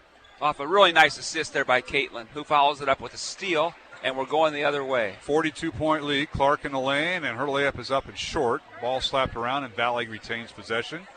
Blake Morrow in there. Blake is a 5'6" senior for the Tigers. Dribbles in the front court. So it's Morrow and Elise Carver in the back court. Now another steal by Dowling. They get it to Gaber. Pull up three. Up. Off the rim. No good. Clark with the rebound, and she draws the foul, and she'll go to the free throw line. So the Maroons now will empty their bench. And the foul's on Valley's. Elise Carver, her first, and Caitlin will go to the line. Clark tonight with 23 points. So she can do no more than 25, I would guess. Yeah, liberal substitutions by both teams, as the score would sort of dictate here. You know, thinking about the running clock, Mark, the boys' varsity game, we were falling a little bit behind. We'll be right back on schedule, won't we? Oh, yeah, we'll be for a on 7:45 start. But we're ahead of the other gym, where our good friend Kevin O'Hara's, as Clark misses the second free throw, and now Emma Gipple bodies on the floor. Yeah. Gipple and Elise Carver collide. Yeah. And Gipple was coming out. Injuries on both sides, or perceived injuries. It looks like Emma Gipples might be bleeding from her nose. Yep, got a little bit of blood. And she's going to come out into the locker room to get that stopped. Well, down to the end of the bench with Coach Mr. Lark. Yep. Del Lark, a Hall of Famer for sure. Absolutely. 64-21, our score. Dowling leading Valley here in the girls' contest. The boys to follow here on Iowa Catholic Radio. I don't know what your time frame is tonight. I know you want to take your lovely wife out to dinner tonight, Steve DeVinny. I'm just for the list. Tracy's waiting for you. No, she's good. Steal by Dowling, layup good. That's Julia Moore, the freshman, with the steal and basket. 66-21 Maroons. So if you can hang out until Harry gets done. I'm here for the team because I don't want the Mark. The listeners are going to take a step backward anyhow when KO gets on the air. I mean, if you joined us late, the JV girls game went double overtime between Tom Donahue and Bert Hansen. As inside, Dowling with the ball and an offensive foul, a loose ball foul on Dowling. That'll be called on Simplot. So that went double overtime, which means Kevin O'Hara's 6:15 freshman game is started late. Yep. And he's doing color tonight. Mike Swaim, who usually joins me for the boys' games, is not available this weekend. So we appreciate Mr. O'Hara, but that will cause a scheduling conflict. Or we can hold up the start of the boys' contest. I'll talk to the officials and Tom Wilson. And we just hold it up till O'Hara gets in. Yeah. They'd do that for Dick Vitale, wouldn't they? I suppose. But Kevin O'Hara, I doubt it. Corner three by Valley, no good. Rebound comes out to Dowling. The Maroons have it. The clock's running. This is Wishman with it. Maddie Wishman, number 5, in the lineup. It's in the corner to Julia Moore, number 21. Wishman back with it. Has the ball blocked out of her hands, and a whistle and a foul. I think they're going to call it on Maddie. So Wishman with her first foul. 5'7" junior for the Maroons. That'll be the 6th team foul on the Maroons. So the clock continues to run. Starters for the Maroons are done for the day, except for Nai Tong's in there, but surrounded by reserves. Meg Simplot in there, along with Wishman, Nai Tong. You mentioned Brianna Rodriguez. And Julia Moore. Now Valley with the basketball. 4 minutes remaining, 66-21. Dowling with a 45-point lead. I believe that's their largest of the night right now. Tigers with their dribble weave. Handed off to Megan Wise down the lane. Shot no good, and a foul called on Dowling. Clock will stop. 7th team foul for the Maroons. That'll be 2 free throws there for Megan Wise for the Tigers. Nai Tom picks up her 4th foul, and we're going to see 5 new Maroons come in. First free throw up and good. Megan. These are girls we haven't seen so far tonight. Well, with the exception of Kleppy. She's played a little bit so far. But that is correct. We'll, Olivia Bailey looks like she's in there. Allie Anderson, number 25. Freshman, 5'4". Lauren Fredericks in there. Julia Friedrich, is that right? Yes, correct. Julia Friedrich. 5'4" sophomore in there right now. Also, she just made the pass. As Dowling running their offense, and a running jumper up off the back iron, no good by Allie Anderson. A rebound out to Valley. What a thrill, though, for the kids to have a chance to play. Absolutely. We're used to this in football in the latter part of the regular season. Absolutely. A lot of playing time and a lot of new numbers. Kept the Dowling principal and John Shido and me on our toes. For sure. And here we're doing the same. Valley with the turnover. 66-22 Maroons. Final 3 minutes and 10 seconds remaining. Maroons run their offense. Friedrich with it. Dribble handoff goes to Lauren Fredericks. Fredericks top of the key to Olivia Bailey in there, number 35. Bailey, a 5'11 junior. Bailey and Friedrich playing catch and traveling on Bailey. Called her for a little hop. Bunny hop. Yep. Tried to set her feet, and when both feet come off the ground and you land, if only those MAC coaches on the girls and boys side wouldn't teach that. I'm telling you.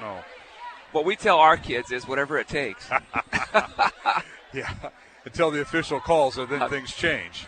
Underneath, Wise posts up, and her shot is no good. She went around Kleppe, and a rebound out to Dowling. Runs in the front court. Dribbling down court is Allie Anderson. She's double teamed. Gets to Friedrich. Now skip pass over to Bailey for three. It's off the rim, no good. Weak side rebound comes out to Kleppe. Dowling keeps possession with 2 minutes and 10 seconds remaining in the contest. 66-22. 44-point lead for Dowling. Now a steal by Valley. Carver with the steal. Lead pass down court to Wise. Layup good from the right side. Megan Wise with her third point. Under 2 minutes now, Mark. 66-24. Dowling with the lead. These two teams only meet once a season, and now we've got a whistle. Number 2 for the Tigers fouled. Jockeying for position. Emily Strawn in there for the Valley Tigers. Number 2 is 5'6" junior, whistled for the foul. Allie Anderson took one on the chops there, but she recovered. Now in the college game, they review this, make sure it wasn't flagrant. Was it a flagrant 1 or 2? And we'd have a lot of delays, but not there. Inbounds pass goes to Fredericks, and she shoots and scores. Lauren Fredericks. Lauren is a 5'7" freshman on the varsity.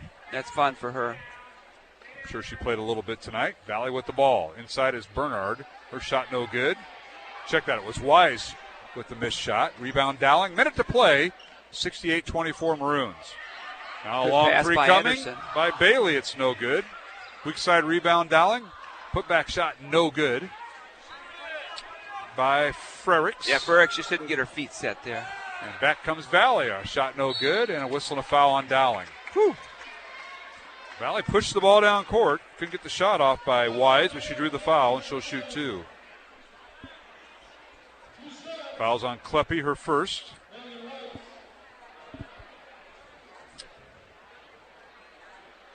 And the first free throw coming is no good by Wise.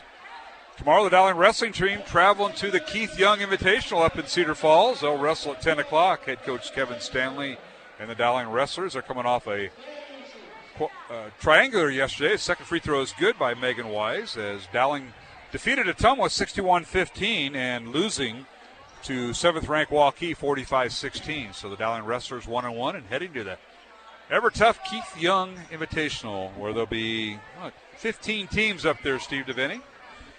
And now underneath, layup good. That's Olivia Bailey. She's been knocking on the door a few times and finally got it to open. Nice move right there. 70-25 Dowling.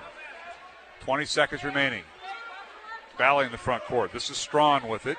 And dribble handoff to Hall. Megan Hall down the lane. Layup good. Oh, off the rim. No good.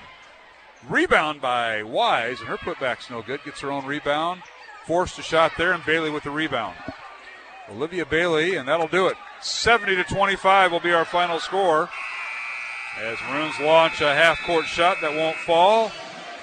And the Maroons hold Valley to 4 points in the fourth quarter to win it, 70-25. Dowling girls now 3-0 on the season, Steve DeVinny. Valley falls to 1-3. And up next for Dowling will be our next game Monday night. It'll be parochial school night for the Dowling girls. They recognize all the parochial girls basketball teams. And Dowling will host number 5 Southeast Polk, and we'll be on the air at 7:30 with the broadcast. 7:45, they're scheduled to tip off. I might be away from the booth for a bit because our Holy Trinity team will be introduced with my daughter. Good. I coach her team. Wow. Oh, wow. Coach Danner giving it to the Valley girls behind us, who he knows very well. I'm staying out of that one. I know you were. But, again, the final, Dowling 70, Valley 25. And that'll be Dowling's next game. It'll be Monday night. The Maroons will also be in action Tuesday in a game we'll have. Dowling at Roosevelt Tuesday night.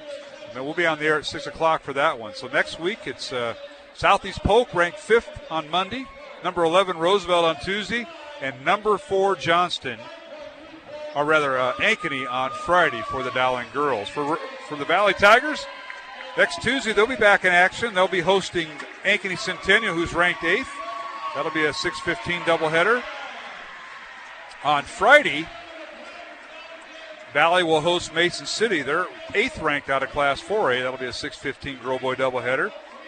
And then they'll host Waukee on Friday, December 20th. That'll be their final game before the Christmas break. So, again, for the Valley Tigers, they have Centennial, Mason City, and Waukee next on their schedule. And for Dowling, it'll be Southeast Polk, Roosevelt, and Ankeny. We'll take a break, come back on recap the girls' game. Once again, the final, Dowling 70, and the Valley Tigers 25. Along with Steve DeVinny, Mark Hemmerdale, David Beltram, our studio producer. We'll be back with the postgame show after these messages here on Iowa Catholic Radio. Thank you, construction professionals, for underwriting our show, Man Up. Heard Mondays at 9 a.m. and 9 p.m. Construction professionals have been long supporters of Iowa Catholic Radio, and we've seen their work. It's beautiful. They do remodeling or new construction that is innovative, functional, and designing what you want. It's a family business built on a strong foundation to create a new or remodeled home that is uniquely yours. cpcustomhomes.com. From our family to yours, God bless. Thank you, construction professionals. Thank you, Dental Associates, for underwriting Dowling Catholic Sports 365. With over 40 years' experience, Dental Associates is a group dental practice with the mission of promoting optimum health and well-being to all patients, providing preventative, restorative, and cosmetic dentistry for the entire family. Message underwritten by Dr. Kenton Gleichman, Dr. Steve Karbaka, Dr. Christine Mulcahy, and Dr. Ben Nagel. Dental Associates, addressing your smile, needs, and dreams. Online at DesMoines-DentalAssociates.com.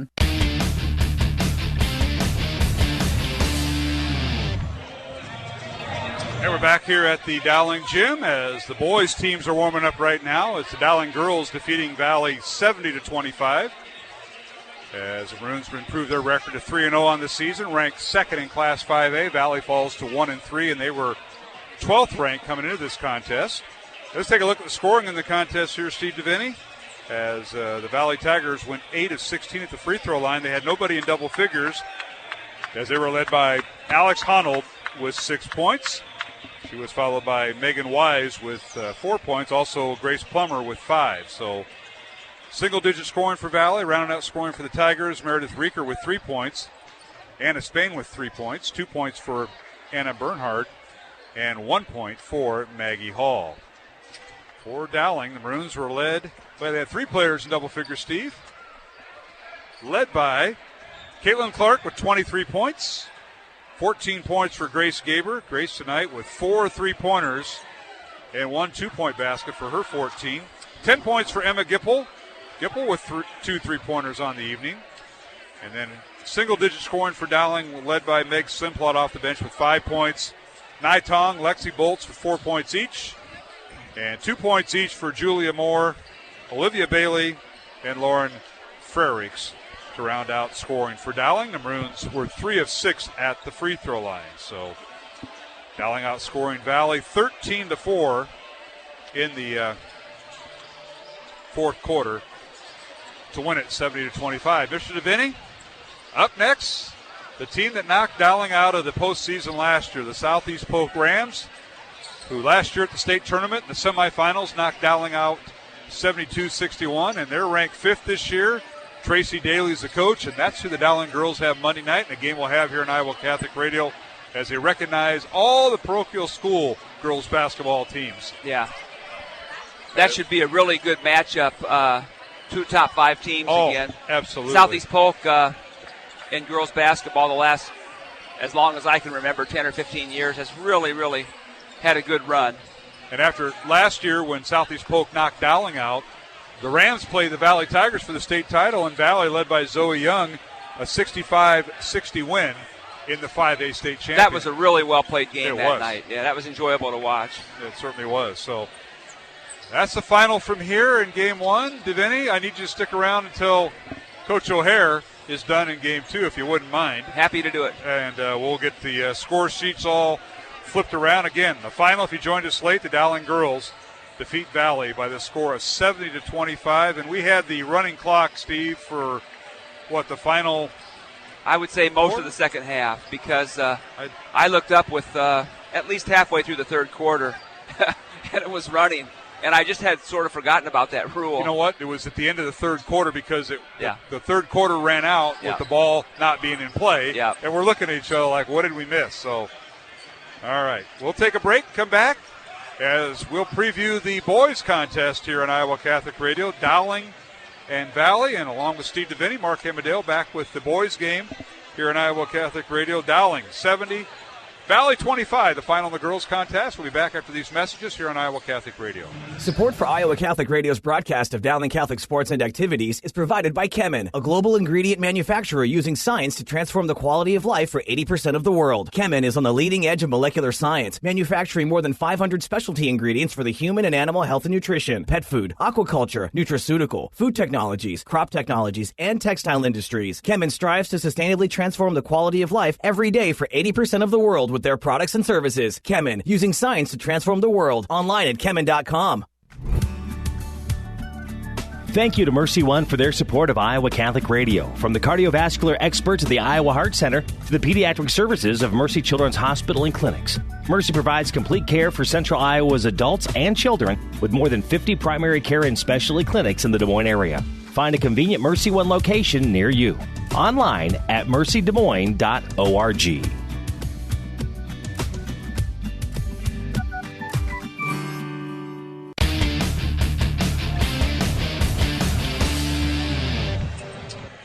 And welcome back to the Dowling Gym as we start Game 2 of our doubleheader tonight here on Iowa Catholic Radio, as the Dowling girls defeated Valley 70-25 in Game 1 of our doubleheader. Mark Hemedale joined once again by Steve Deviney. He's just keeping the seat warm until KO gets over here. Mr. Kevin O'Hare coaching the Dowling freshman team, and I know there's an overflow crowd in there watching the Dowling freshmen take on Valley in the boys contest, and O'Hare will be over here when they're done, but hey, you've seen a few of these guys throughout the years, Steve Deviney. We had OC on at halftime talking about the preview of the Dowling Valley boys game, but this is some Maroons that you look last year. Jack Lyman, Jack Keel both graduate, both averaged about 5 points each. Drew Keeter, some of the seniors have graduated, and now the 2019-2020 Maroons with their home opener after losing on the road at Iowa City West 43-28 on Tuesday night. Dowling boys open up at home tonight. Tough night over there shooting-wise, 22 turnovers, inexperienced. The football kids aren't in basketball shape yet. I would expect, it's like OC said on the pregame when he spoke to us at halftime of the girls' game, Iowa City West, number 2 or 3 in the state preseason, threw a lot of pressure at the Maroons, and Maroons really didn't handle it that well. So let's hope that with that one game under their belt, and also they're playing here at home, where I would guess they'd be a little bit looser and more aggressive. And so I would expect it to be a whale of a ball game tonight, really. Well, in that game over at Iowa City West, keep in mind Iowa City West comes in preseason ranked 3rd, and Dowling preseason ranked 2nd. So, yep. But a lot of that has to do with Dowling not having a whole lot of reps. They had less than a week of practice to get ready for that game. But the Bruins go over there. They were 0 for 9 from three-point range, shot 32% from the field. Wow. Line. That wasn't bad. But they had 25 turnovers to Iowa City West 16. That's almost a turnover versus point ratio. Yeah, not good. You know, it's not the first time that we've seen the Maroon boys get off to a little bit sluggish start with the success of the football team. And you certainly, Coach O'Connor wouldn't trade it either. He loves the success of the football team. And a lot of his basketball kids over the years have played football. But it just means it takes the Maroon basketball squad a little bit longer to get their legs under them. That certainly does, and I didn't realize they had the ugly Christmas sweaters going around Dowling today. I saw something on Maroon Crew about it. That's the Dowling Twitter site, and I didn't. You don't have yours on, Steve, and I forgot mine. All sweaters that I wear have a tendency to be ugly because of my age, but it's not something I purposely shoot for, Mark. You go home once in a while, Steve, looking for maybe a favorite sweatshirt, shirt that you like, and all of a sudden it's gone, and your wife is taking it to maybe like St. Vincent de Paul. Thank you. Yeah, good point. I was wondering why I was missing some clothes. Good point. I had to. That happened at your house, too? I'm not going to comment because somebody might be listening, but I just wonder if anybody else had that issue come up. It's clothes usually disappearing that you think are in style and they really aren't. Well, with most men, it's a situation of same situation, different address. But we're going to go with it. Yeah. Reminder, Dowling girls will be making up their game with Des Moines Lincoln. That's a game you and I didn't get all the way through. We got listeners jumping in and out of the broadcast tonight, but Dowling will make up their game with Des Moines Lincoln. It'll be 1 week from tomorrow on a Saturday at the Roundhouse, and it'll be Saturday, December 14th, 11 o'clock. They'll resume the game, Dowling leading 35-4 late in the second quarter against the Lincoln Rails. They have to resume that game for it to count, and people will think, well, why even continue that game? Well, it's very important for seeding, especially postseason seeding. And if you get the state tournament, very important there. And so they will do that. That's the date that they could agree on. They only play once, and that'll be the day. Saturday, December 14th, 11 o'clock, Dowling and Lincoln at the Roundhouse at Lincoln, Steve. Yeah, well, it's important for both schools to get that game played in full, allow the stats to count, and it's early in the year. Both teams need the work regardless of the outcome. That is certainly true. Well, for Dowling now, they start the boys' season. They're 0-1 on the season, losing, as I mentioned, Iowa City West on Tuesday, 43-28. And let's take a look at the starting lineup, Steve, as we preview this game. Dowling will start at one guard, Matt Stillwell. He returns as leading scorer from last year, averaging 13.5 points last year. He is a 6'2 senior, and he'll wear number 4. The other guard is Joe Stracco, played a lot last year as a backup point guard, and a 5'10 senior. Joe will start at point guard wearing number 12. And the third guard is Matt Riedel, 6'3 junior, averaged 1.5 points last season. And the coming off the bench, and he'll wear number 24. One forward for Dowling, Ryan Riggs. Riggs, a 6'8 junior, averaged 12.5 points, 5.5 rebounds last year as a starter. He'll wear number 20. And the other starter is Drew Daniel for Dowling, a 6'6 senior, averaged 8 points, 5.5 rebounds last season. Led the team with 41 made three-pointers, and he'll wear number 32. So, again, it's Stillwell, Stracco, and Riedel, the three guards for the Dowling boys. Riggs and Daniel in the post. The head coach is Michael Connor in his 14th year at Dowling, 188 wins, 106 losses. He's assisted by Nick Wagner, Jimmy Nahas, David Combs, and brand-new sophomore boys coach this year, Pat Hinkinius. Yeah, no, it should be a fun game tonight, and same with the girls. It's early in the season. You can't read too much into one game, how well you play or how well you don't play. But this is a good rivalry. You know, you don't have to coach it up too much because all the players know each other from being on the west side over the years, and a lot of familiarity with what teams are going to try to do to each other. So it should be a fun game. It certainly should. Let's take a look at the Valley starting lineup tonight. At one guard will be Ty Walker, a 5'11 junior. He wears number 2, transferred from Des Moines Roosevelt after last year. Averaged 19 points, 4 assists in his one game at Valley. The other guard is Grant Reeker, a 6-foot senior, averaging 4 points and 4 rebounds. He'll wear number 24. And the third guard for Valley is Jake Auer. Auer, a 6-foot senior. Last year had a broken thumb, but is in the starting lineup. Had 13 points and 4 steals and 4 assists in the win over Roosevelt in Valley's lone game last Tuesday night, 65-45 win. Auer wears number 30. One forward is Drew Urich. Heard him. Led, he had 2 interceptions in the state championship football game for Valley. Yeah, sure played well that night for them. And Urich, a 6'3 senior, averaging 6.7 rebounds. He'll wear number 14.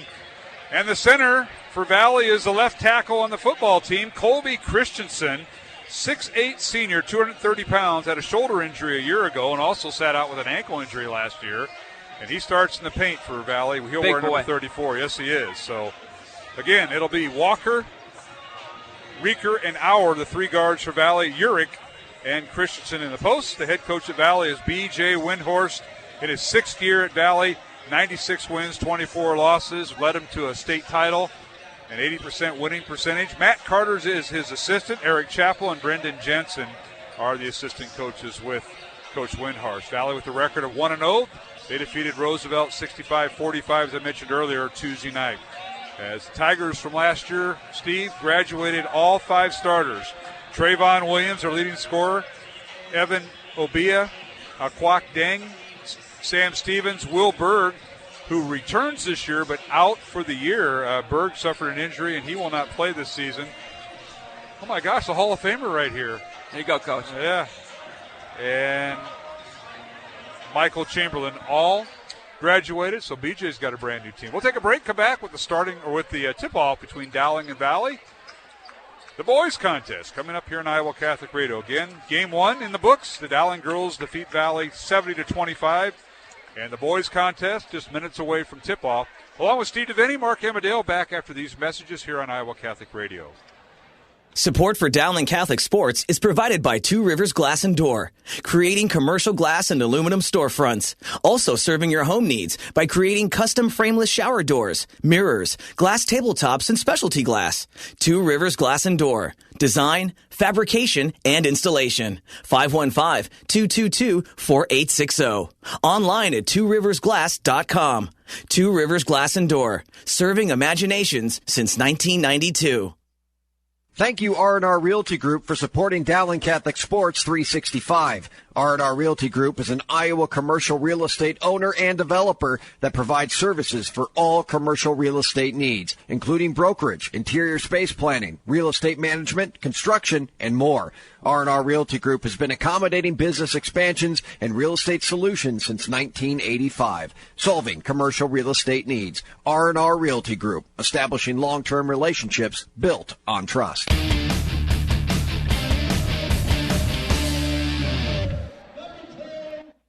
And we're back here at the Dowling Gym for game number 2 of our girls and boys doubleheader. Dowling and Valley tonight here on Iowa Catholic Radio. Mark Amadale joined by Steve DeVinny to start with. Kevin O'Hare will join us as soon as the Dowling boys freshman team gets done tonight. They running behind in the small gym here at Dowling due to the double overtime JV girls game when Tom Donahue at Dowling took on Bert Hansen of Valley, and that went to double overtime, so they're behind there.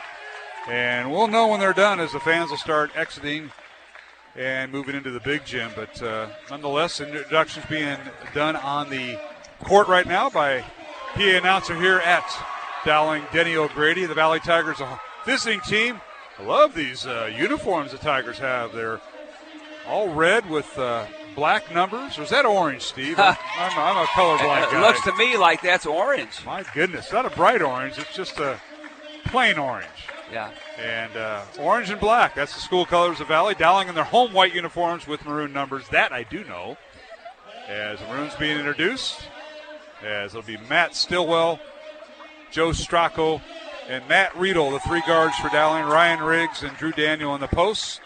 For Valley, Ty Walker, Grant Rieker, Jake Auer, the 3 guards. Drew Urich and Colby Christensen in the paint. So we're about set. Valley coming off a win over Roosevelt on the road last Tuesday night, 65-45. Matter of fact, we'll be at Roosevelt on Tuesday as Dowling girls and boys teams play at Roosevelt. And a girls and boys doubleheader will broadcast this Tuesday night. That's always a fun place to go watch a game. Absolutely. I played there when I was a kid. I think it might have been my junior year, the year that Bobby Hansen won it all for you guys. But it's a fun place. Old gym. And that has a lot of memories in it. I know for a lot of folks that's a gym that hasn't changed too much. I think in 1978, the year before the Dowling Maroons won the state championship, Roosevelt did. They did. Garner and Gaylord Houston. My goodness, what a memory. And a guy named Mike Radosevich who went on to pitch baseball at the University of Iowa. I remember that. That was a good team, obviously. Won it all. All right, players taking the court right now. Jumping for Dowling will be Ryan Riggs. And jumping for Valley will be Colby Christensen, I believe. Yep. Colby, the big left tackle for Valley. I remember him. We're going to see a lot of those football players. Eli Reardon, tight end for Valley, will come off bench number 44. And Riggs wins the tip. Dowling with the ball. Brendan Ketcher, the quarterback on the Valley team, off the bench tonight. He wears number 50. Looks like for now, Valley's starting off in a man-to-man defense. Yeah, for now. We'll see. OC said they'd probably switch it up a little bit. Yeah, they'll give you different looks. Dowling with the ball. It's Strackel with it. As Valley comes out man-to-man. Dowling going right to left towards the south basket. Here's Riggs. Pull-up jump stop in the lane. Leads for Strackel in the corner. Now they get it to Stillwell. And now the Maroons with a traveling call is Drew Daniel with the turnover. It's Daniel and Riggs in the paint. And Drew, one extra dribble. Turnover back over to Dowling. Or rather, back over to Valley. Tigers with their first offensive set. They go left to right towards the north basket here at the Dowling gym. Wearing their road orange and black numbers. Shot off the glass, no good. Leaves it short, does Grant Reeker. Rebound Dowling. Runs in the front court. This is Stillwell. Matt gets in the corner. To Matt Riedel. Back to Matt Stillwell. Two-man game. Stillwell on the baseline. Can't get the reverse layup. Looking for help. Kicks it up top. That's Daniel with it. In the corner it goes to Riedel for three. Good! Matt Riedel shoots and scores the first 3 points. And that's the first three-pointer of the year for Dowling. Yep. And it's 3-0 Maroons. Back comes Valley. 2-point shot no good by the Tigers. Off the mark. Dowling in transition. Shot off the glass by Stillwell. No good. Follow-up shot up and good by Ryan Riggs. And the Maroons getting the momentum early, leading 5-0 over Valley. One of the things Coach O'Connor said on the game in Iowa City that his team was a little tentative. And they're not being tentative so far here tonight. There's Auer with the shot from the top of the key. It's no good. Rebound out of bounds. Dead ball. It'll be Dowling basketball. Into the Dowling lineup. 22, Simon Daniel. Simon Daniel. Now, he's no relation to Drew Daniel. Thank you. But Simon off the bench. He gets the first look for the Maroons. Strackel in the front court for Dowling. It's the right side. That is Stillwell with it. Cross-court pass, dribble drives the lane, shot up, and off the rim, no good. Rebound Valley. Tigers come away with it. Grant Reeker with the rebound. Gets it to Jake Auer. Auer reverses the ball. They want to go to the right side. That's where Urick's at. Urick wearing 14. And guarding him will be Drew Daniel. Get in the corner to Walker. He pull up three. Good. Ty Walker. His third three of the year, and we're tied at, or rather, first three for Valley, and it's 5-3 Dowling. Good ball screen there by the Valley Tigers to create that look. With 5.5 minutes remaining first quarter, Dowling with the ball. They got Stillwell on the baseline. Wants to work there. Leaves it for Strackel for three. Off the back iron, no good. Long rebound out to Valley. Here's Urick with it all the way down court. Layup good. Nice pass from Urick to Reeker, and we're tied at 5, Dowling and Valley. 5:10 remaining first quarter. Girls game won by Dowling, 70-25. Down the lane, layup good. That is Drew Daniel with the basket. Nice strong move by Drew. Yeah, we didn't see too much out of him last year with situations like that. He was content to shoot outside. That was a really nice dribble penetration. All right, Reeker with it for the Valley Tigers. Leaves it for Auer. Auer will launch a three right for the Dowling bench. It's no good. Rebound Dowling. Job by Riggsy there on the screen out. Ryan with the box out, gets the rebound. Strackel in the front court. Here's Daniel for three. This is Drew. It's no good. And the rebound rims out of there in the Urick's possession. Valley in transition. Here's Ty Walker, guarded by Stillwell. Valley left to right in front of us on their offensive set. Here's Reeker with it to Walker for three. Off the back iron, no good. And ball hits the support wire out of bounds to Dowling. Another substitution. Looks like Garang Dang. Oh, I'm sorry. 6'2" senior. Yeah, Riedel's back in for the Maroons. Matthew Stillwell will take a little break. Andrew Lynch getting ready to set to come in.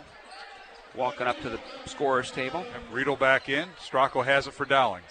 7-5 Maroons. 4:10 remaining first quarter. Strackel for three. Good! Corner three by Joe Strackel, his second of the year. And B.J. Windhorst shaking his head. Nobody was even close to the shooter. 10-5 Dowling. Maroons equal their largest lead thus far, 5 here in the first quarter. Mark Emmerdale, Steve DeVinny hanging around from the girls' game to the boys' game. Can't wait to talk to O'Hare. You have to stay in. You have to stay with us. Well, We gotta do a little transition. Let's hope that he wins. Well, we want to do a little transition. He'll be in a foul mood, yeah. We got to interview him before he gets on. Yep. All right, Valley with the ball. Dang with it. Can't get a shot off. Good man-to-man defense, as usual, for Coach O'Connor's teams. All right, here's Dang coming off the ball string, gets in the corner. And with it is Auer. Can't get a shot off, but gets it inside. And drawing the foul is Eli Reardon, who checked in. Reardon, a 6'6 sophomore. Dad played at Mason City with the Jeff Horner and company. And a whistle and a foul on Dowling. Let's see who they called it on. It'll be on Riedel. Yeah, it was Riedel. Free throw good by Riedel, or rather by Reardon. Eli had 13 points and 6 rebounds in the win over Roosevelt.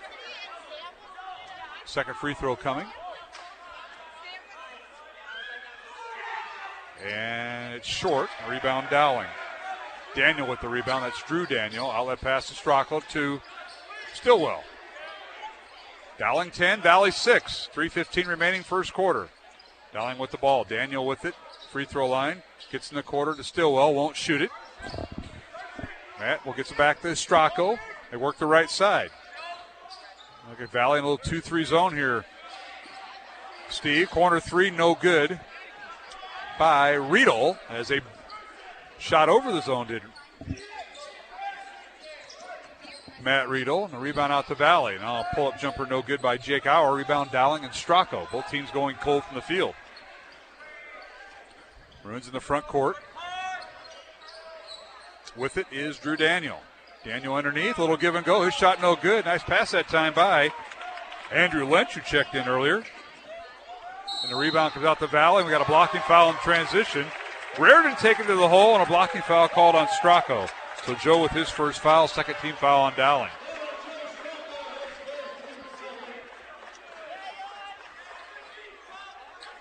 So Reardon will go to the free throw line here, Steve DeVinny, for the second time. He was 1 for 2 in his previous attempts. First free throw, no good. Eli Reardon, a 6'6 sophomore, 205 pounds. Played left tackle for head coach Gary Swenson and the Valley football team. Checking out of the Valley lineup will be Drew Urich. He'll be replaced by Grant Reeker, who checks in for the Tigers. Stracco checks out for Dowling. He's replaced by Michael Keel. Free throw is good. So Reardon goes 1 for 2. How good was Keel on football this year? Very. Linebacker, weighs about 140 pounds. MVP of the championship game. Yeah. Michael Keel. He's a point guard in the basketball team in the lineup now. Underneath, a shot up and good. Nice pass that time as they get it inside to Matt Riedel. Yeah, Riedel to Lynch. Lynch converted, but good offense right there. Lynch found some open space, and Riedel found him. 12-7 Dowling over Valley. 2 minutes remaining. First quarter from the Dowling gym. Mark Emmerdale and Steve DeVinny tonight here in Iowa Catholic Radio. Dowling girls winning their matchup with Valley 70-25. Corner three up and off the rim, no good by Grant Reeker, and rebounded by Dowling and Ryan Riggs. Nice job by Riggsy on that board. Nice job boxing out. Very good. Now Keel for three, no good. Little set shot there. Rebound Valley, and Auer with it. His layup is good. Nice move by Auer. Wow. Yep. Jake Auer with his first 2 points. 12-9 our score. Good little crossover dribble. Got the Dowling defender out of the way. Dowling by 3, minute and a half remaining. Maroons with it. Corner three by Riedel is no good. Fight for the rebound, loose on the floor, and picked up by Reardon and Valley. You know, Maroons are taller than they have been in the past. 7 guys, 6'5" or taller, Mark, on the 15-man roster. Dang to Auer, and Jake's three-pointer no good for Valley. Both teams going a little cold. Rebound Dowling and Stillwell with a minute to play here in the first quarter. Dowling 12, Valley 9. Looks like Valley now is zone defense, started man. And the Maroons working around the zone, and a tip up and hey, how about that for shot. Andrew Lynch? Lynch with his 4th point. The football tight end doing some damage. Didn't score Tuesday night, but he picked up Ryan Riggs' missed shot and tipped it through off the backboard. Big time play. 14-9, Dowling by 5, equaling their biggest lead of the night. Tigers with it. Keep in mind, Valley with a brand new starting lineup after their season ended last year. Here's Walker for 3 for Valley. It's no good from the top of the key. Rebound Dowling and Stillwell. 20 seconds to go. They're going to play for one. And Stillwell will hand it off to Keel, who hands it back to Stillwell, nearly stolen away by Valley with 14 seconds. Little nonchalant there by Stillwell. Come on. Yeah, play the game. You're not the only one in the gym, Matthew. That's right. Here's Keel with it. He has the ball nearly stolen away. Behind. Yeah. And reached behind by Jake Auer. Almost got it. Keel almost lost it. So Coach O'Connor now substituting in. He will bring in Drew Daniel as Dowling wants their shooters in there. They're going to take out. Looks like Lynch is coming out. Yep. So you got 4.9 seconds, going to play for one shot. They got a little special here drawn up. This is the Steve DeVinny special. I've seen it in practice work to perfection. My goodness, what was that? All right, they get it to Riggs, and now to Stillwell for three. Good, and it worked to perfection. Wow. That wasn't even the play. Drew Daniel was supposed to shoot that. He didn't. Coach O'Connor was yelling, shoot it, shoot it. That ball was only in Stillwell's hands for about 1/8 of a second. And Dowling has its largest lead at the end of the quarter with the three-pointer by Matt Stillwell. Good. 17-9, Dowling over Valley. Back with the second quarter in 1 minute from the Dowling Gym here on Iowa Catholic Radio. The home and away voice of Dowling Catholic sports and activities, Iowa Catholic Radio. KWKY Des Moines, K233BT Des Moines, KIHS Adel. Thank you to Toomey & Sons for your support of Dowling Catholic High School basketball. Toomey & Sons is an Italian family restaurant with old country authentic Italian food. Enjoy the local atmosphere where you may even spot a priest, politician, or even Willie Farrell. Take advantage of Toomey & Sons bocce ball court with the kids while enjoying Toomey's homemade bread, pasta, and real Italian homemade desserts. Toomey & Sons is located on Southeast 1st Street, just south of downtown Des Moines and around the corner from Graziano Brothers. 515-282-7976, ToomeyandSons.net. We are grateful for your prayer and financial support of Iowa Catholic Radio. Hi, this is Tony Calumet. Would you consider a year-end tax-deductible gift? You have until December 31st for your gift to be used on your 2019 tax return. You can give online at iowacatholicradio.com, through the Iowa Catholic Radio app, or call 515-223-1150. Thank you for supporting Iowa Catholic Radio, and from the staff, Merry Christmas from Iowa Catholic Radio.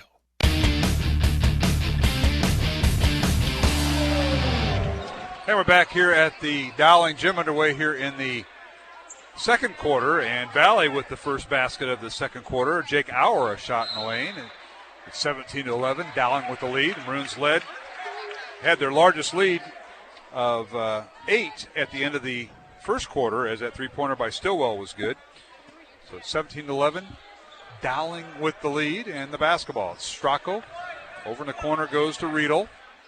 On the baseline to Riggs, and the ball slapped out of bounds by Valley. Also in there for Dowling is Drew Daniel and Matt Stillwell, the five on the floor there, Steve. Looks like the 5 kids that started the ball game for the Maroons, yep. Catch the Valley lineup here as Stracco has it on the inbounds pass. They get it in the corner to Drew Daniel. Daniel dribbles in the lane, stops, pulls up, leaves it for Riedel. Matt will kick it out for a three-pointer by Drew Daniel. It's no good. Rebound Valley. Now the Tigers with it. Here's Ty Walker, their point guard. Young man who transferred from Roosevelt last spring. Ooh. And he dribbles in the lane, and a shot no good, and he drew the foul. It'll be on Stillwell. Yeah, Matt was a little bit late getting there. On that previous possession by the Maroons, they had good ball movement again. Wide open shot, just in and out there for Drew. Stillwell with his first foul. Third team foul on Dowling as Valley inbounds the ball. They got Eli Reardon starting. Little backdoor play and a layup good. Nice pass that time. Drew Urich. Nice offense. Basket. Little high-low there. Yeah, really good offense. Our big was trying to help get through that screen, and then they slipped it. And they recognize that. Dowling inside. A shot no good by the Maroons. Drew Daniel, rebound Valley. And now underneath, a layup good. That's Ty Walker, and a timeout Dowling. Walker with a shot off the glass, off the missed basket. We'll keep it here. 17-15. That 8-point Dowling lead now down to 2 with 6:42 remaining here in the second quarter, Steve. Dowling with the 2-point lead and a timeout, Coach O'Connor. Coach O'Connor, the Maroons are getting good looks. There's nothing wrong with the looks they're getting, but they've missed a couple. And Valley had the real good play off, the set play off the inbounds. And then a good basket there in transition by the point guard, too. Game of runs. We know it's going to be a game of runs. Oh, yeah. Maroons got to stay consistent. Bryant Abel, Johnny Getting, and Will Dotson, our 3-person officiating crew. I want to thank them for all they do, all the officials in the that officiate high school sports. We need them. Without that, games can't be played, and we see that a lot in some of the youth ball, that games are not being played, and you want to do that. It's too bad. It is. A lot of different not reasons a good trend for that. But, hey, support your officials. They're out there to do their job. And underneath, Riedel shot no good. Ball slapped around and knocked out of bounds. It'll be Valley basketball. Good hustle by Riedel after trying to keep the ball alive, but couldn't do it. Now, the Maroons have had some shots in the paint, Mark, where they haven't finished. And I know that Valley's got the 6'8" kid, and although he's not in the game right now, they got to finish up and around the rim. Pull-up jumper good by Jake Auer. That's his 6th point. Yeah, Jake Auer, can I just tell you, is a really good player. Yeah. He's doing everything. He didn't play much last year. Had a broken thumb as a junior. Really skilled. And he's recovered from that nicely. Tied at 17, Dowling and Valley. Here's Stracco for 3 off the back iron. No good from the right wing. Ball slapped around, and Dowling has it. Drew Daniel tipped it to himself. To Stillwell. Nice play for a second chance point possibility. Valley stays 2-3 zone. Stillwell with it. Looking inside. Can't get it to the big guy, Ryan Riggs, who's been held to 2 points in the game. Stillwell for 3. It's off the rim. No good. Riggsy. Rebound Riggs. Offensive rebound. Puts it on the floor. It's slapped away into the hands of Riedel. Underneath the Riggs. Layup nice. Good. Basket will count. The foul's on Reardon. Very nice. It was. Nice entry pass that time from the wing. Yeah. It's a big-time play. You know, if Riggs plays that well, the Maroons will be a factor. I wasn't there Tuesday. I don't think he scored on Tuesday. I can't recall, but I have that in front of me. Riggs had 6 points, 5 rebounds, and 2 blocks. Maybe scoreless at half. I can't remember. Could but when he's aggressive like that, he's super skilled, and he's 6'8". Yeah. Free throw good. Riggs with 5 points now. He's played very well so far tonight. And Dowling regains the lead, 20-17. Now pull-up jumper by Tigers, up and good. And once again, that's Jake Auer starting to heat things up. He's got 8 first-half points. Yeah, he just went and created his own right there. 6 in the second quarter. Made it look easy. And now Dowling with the ball and getting a little too quick, traveling on the Maroons. So Dowling with the turnover. Yeah, Drew Daniel turned it over on the baseline. 20-19. Dowling by 1. Valley with the basketball. 5 minutes, 10 seconds remaining here in the second quarter. Into the Dowling lineup once again is Simon Daniel, 6'2 junior. And he replaces Ryan Riggs. And now another three-pointer. It's no good this time by Auer. Thank goodness. Look good from here. Rebound Dowling. And now it is Stillwell in the front court. Gets it to Simon Daniel. Oh, come on. High-low. Turn and face the basket. And now steal as they went underneath. Drew Daniel tried to save it. And now Valley in transition. Back shot off the glass. Good. Ty Walker with his 7th point. Lynch got the ball in the middle of that zone and didn't turn and face the basket. It just looked to pass, and it was covered. And Valley with its first lead of the night. You got to be a threat. 21-20 Tigers. 4.5 minutes remaining, second quarter. At halftime, we'll talk to Kristen Meyer, the Dowling girls coach. Now a corner 3 by Simon Daniel. It's no good. Tip no good. Ball loose on the floor, and Stillwell had it, and he drew the foul. Yeah. Good hustle by the Maroons there to keep that ball alive. Urich commits the foul. That's Drew's first. And it'll be Dowling basketball. Just to the right of their basket is checking out of the game Drew Daniel for the Maroons as Riggs returns. Also in there, Andrew Lynch for Dowling. All right, Stracco with it. Gets it to Simon Daniel. Skip pass over to Matt Stillwell, and he dribble drives in the lane and splits the defenders and scores. He's one of the best slashers in the state. He's really talented. Yeah, good competitor. Just getting his basketball game going. And now underneath the layup, no good with the left hand by Garang Gang. And rebound Dowling. And now a pull-up jumper, no good. Block That's shot. Auer. Block shot by who? Was that? That was Riggsy. Riggs, all right. Yeah. Rebound Dowling. Maroons lead by 1, 22-21. 3:35 remaining in the half. Now backdoor pass from Stracco is tipped out of bounds as he tried to hit Riggs with a backdoor cut in the left block. And now both Stracco and Stillwell will check out. Check into the Dowling lineup. Heard his name called a lot during the football season. Oh, boy. And also back in for Dowling is Matt Riedel. He'll launch a 3. Corner good! That's a To Me and Sons three-pointer for Matt Riedel, his second of the night. To Me and Sons three-pointer, and Dowling with a 4-point lead, 25-21 here on Iowa Catholic Radio. 3:15 remaining in the half. Mark Amadale, Steve DeVinny. Kristen Meyer will join us, the Dowling girls coach. She may bring along a guest. You never know. And now underneath, a shot no good. Blocked out of bounds by Dowling. Illegal screen maybe by the Tigers. I'm not sure. Oh, they did. BJ didn't see it, doesn't like it.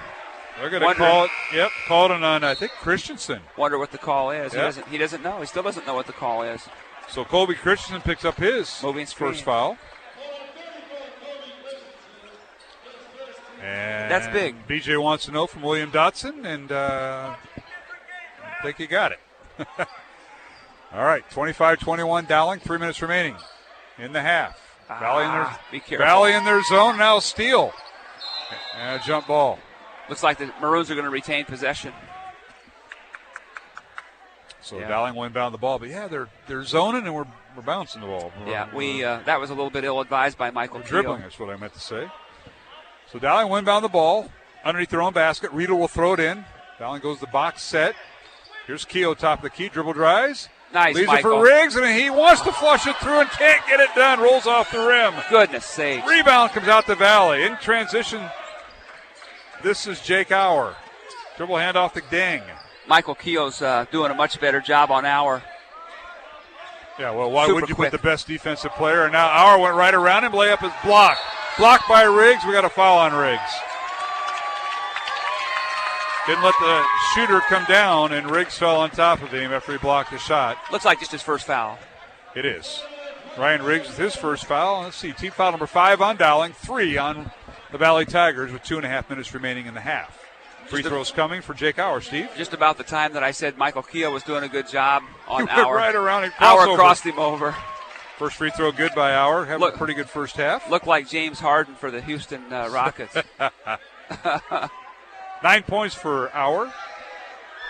Jake, a 6-foot senior, makes the vote. 10 points, first guy in double figures, and we've got a timeout on the floor. Full timeout, we'll take one ourselves. 2.5 minutes remaining here in the first half. Dowling 25, Valley 23 here in the boys contest. Earlier tonight, the Dowling girls, a 70-25 win over the Valley girls. Back in 1 minute on the timeout on the floor here on Iowa Catholic Radio. Support for Dowling Catholic Sports 365 is provided in part by Ashworth Vision Clinic with 2 licensed optometrists, Barbara Sheets, a Dowling Catholic graduate, and Dr. Todd Piedig.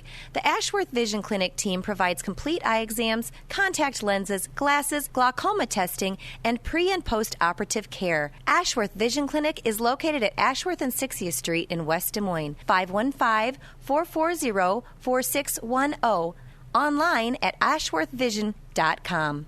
The Catholic Tuition Organization provides the best tax savings over any other charitable giving in the state. 65% of your contribution directly reduces your Iowa income tax liability. Plus, there are still federal deductibility options to further save on taxes. Find details online, ctoiowa.org.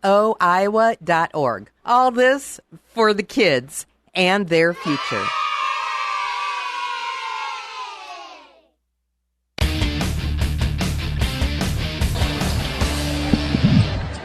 And we're back here at the Dowling Gym. Dowling 25, Valley 23, 2:15 remaining.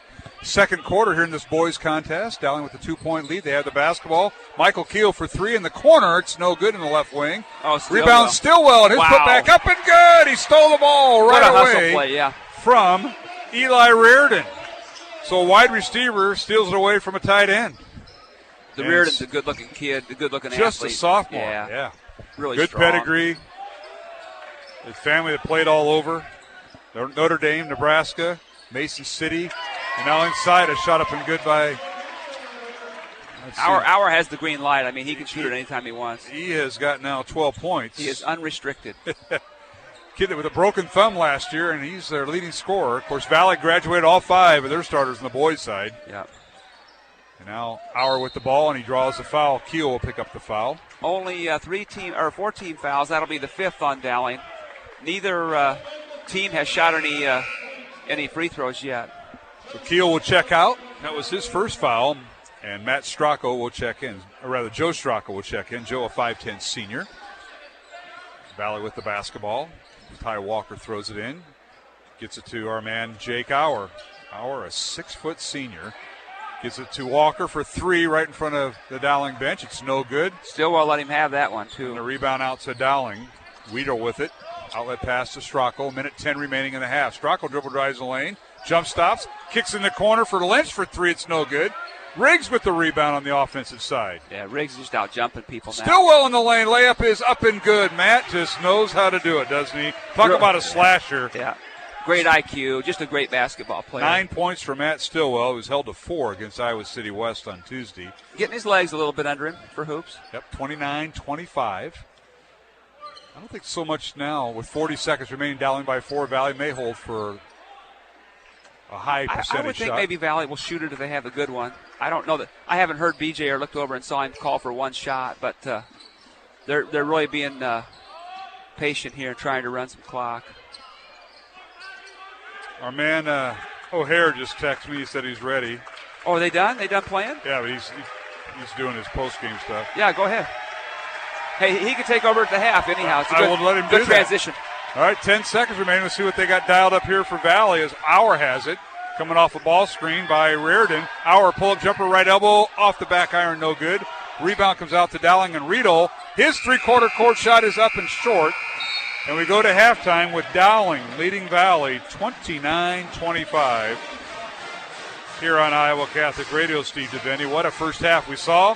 Maroons had an 8-point lead at one time, and Valley dwindled it down and took the lead by 1. Under they have Dowling come in at the end. So what's your thoughts here, Coach DeVinny, as Coach Meyer's making her way up?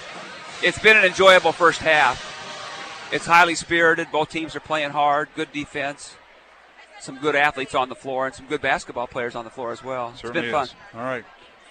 Well, we'll wait for DeVinny Mr. DeVinny. We'll wait for Mr. O'Hare to come up for the second half. Thank you for all you do, Steve, and keep up the good work with the. I've enjoyed it. The Catholic program, the feeder system. You're the guy in charge. It's fun. Yeah. Got 4 good coaches with me, and so it's certainly not just me, but. All right, Chief, I'll let you go, and we'll get to Coach Meyer. KO here? Okay. All right. Have a good one. I'll see you Monday. See you Monday right here, Dowling Southeast Polk, Monday night. Thanks a lot, Mark. All right, thank you, Steve. Steve DeVinny, my broadcast partner. And we'll take a break, come back with our halftime guest, Kristen Meyer, the Dowling girls coach. Final in the girls game earlier tonight, Dowling 70, the Valley Tigers 25. And right now at halftime of the boys game, Dowling 29, Valley 25, back in 1 minute on Iowa Catholic Radio. Thank you, construction professionals, for underwriting our show, Man Up. Heard Mondays at 9 a.m. and 9 p.m. Construction professionals have been long supporters of Iowa Catholic Radio, and we've seen their work. It's beautiful. They do remodeling or new construction that is innovative, functional, and designing what you want. It's a family business built on a strong foundation to create a new or remodeled home that is uniquely yours. CPCustomHomes.com. From our family to yours, God bless. Thank you, construction professionals. Thank you, Dental Associates, for underwriting Dowling Catholic Sports 365. With over 40 years' experience, Dental Associates is a group dental practice with the mission of promoting optimum health and well-being to all patients, providing preventative, restorative, and cosmetic dentistry for the entire family. Message underwritten by Dr. Kenton Gleichman, Dr. Steve Karbaka, Dr. Christine Mulcahy, and Dr. Ben Nagel. Dental Associates, addressing your smile, needs, and dreams. Online at DesMoines-DentalAssociates.com.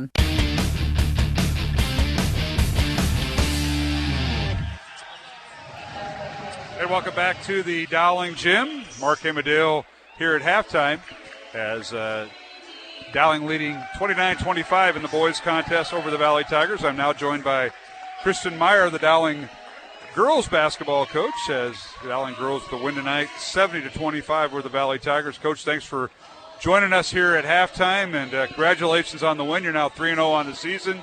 And, boy, what a game. You really took it to Valley tonight. I know they're without Zoe Young, and they're going through that transition. But what a game your team played. And Steve and I were commenting, defense tonight. Your kids got after defensively, just put the clamps on them. Yeah, that's really been kind of what we've done well so far this year. I thought even up in Minnesota, our defense looked so much better already this year. And I think it's just taken us a little bit of time for it to be important to us. And our girls are doing a really nice job of just being where they need to be and taking pride in their defense. Well, let's talk about that trip to Minnesota during the Thanksgiving holiday. You went up to the University of St. Thomas in Minnesota, the tip-off Thanksgiving Classic, and you went 2-0 up there against a couple of ranked teams out of Minnesota. You knocked off De La Salle High School 69-58. On Friday, they were ranked 6th, and then on Saturday, you defeated the Academy of Holy Angels, 12th ranked team up there by 10. So, talk about the trip. I know it's a good way to get out of town on the holidays, actually have a little bit of fun, overnight stay in the hotel, and get to go to a very nice part of the America. I mean, Minneapolis-St. Paul area is just beautiful, especially this time of year. If you can get there and back, and without any delays. We were a little worried about getting back, I know you were. We made it home safe. No, we had a really good trip. This was our 3rd year of going up there. It's the Thanksgiving tip-off tournament put on by the Archdiocese of St. Paul and Minneapolis, and they hold it at the University of St. Thomas and do a fantastic job, just the organization of it. And we had a really good trip for both our varsity team and our JV team went to the Mall of America. Each played 2 games against good competition that we wouldn't otherwise see. So it was just a really fun trip for us. As you said, both De La Salle and Holy Angels were both very strong teams, very athletic, had some height. And I thought our girls played really well for it being so early in the season and handled pressure. And we saw some different junk defenses. And so I think we saw that tonight, that you can see that we've played tough competition already, and that we were prepared for the physicality and the up-tempo style of play.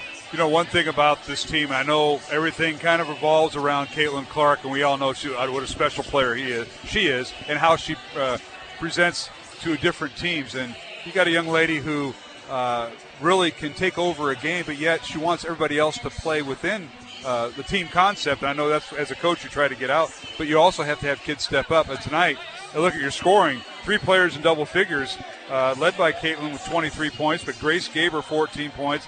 And how about the young lady, and we said this last year, Emma Gipple, not a whole lot of confidence as a freshman. She did a lot of good things defensively. Tonight starts knocking down shots. Yeah. And, it's like, Steve, we're watching the young lady bloom before us and this crowd here for Valley Dowling.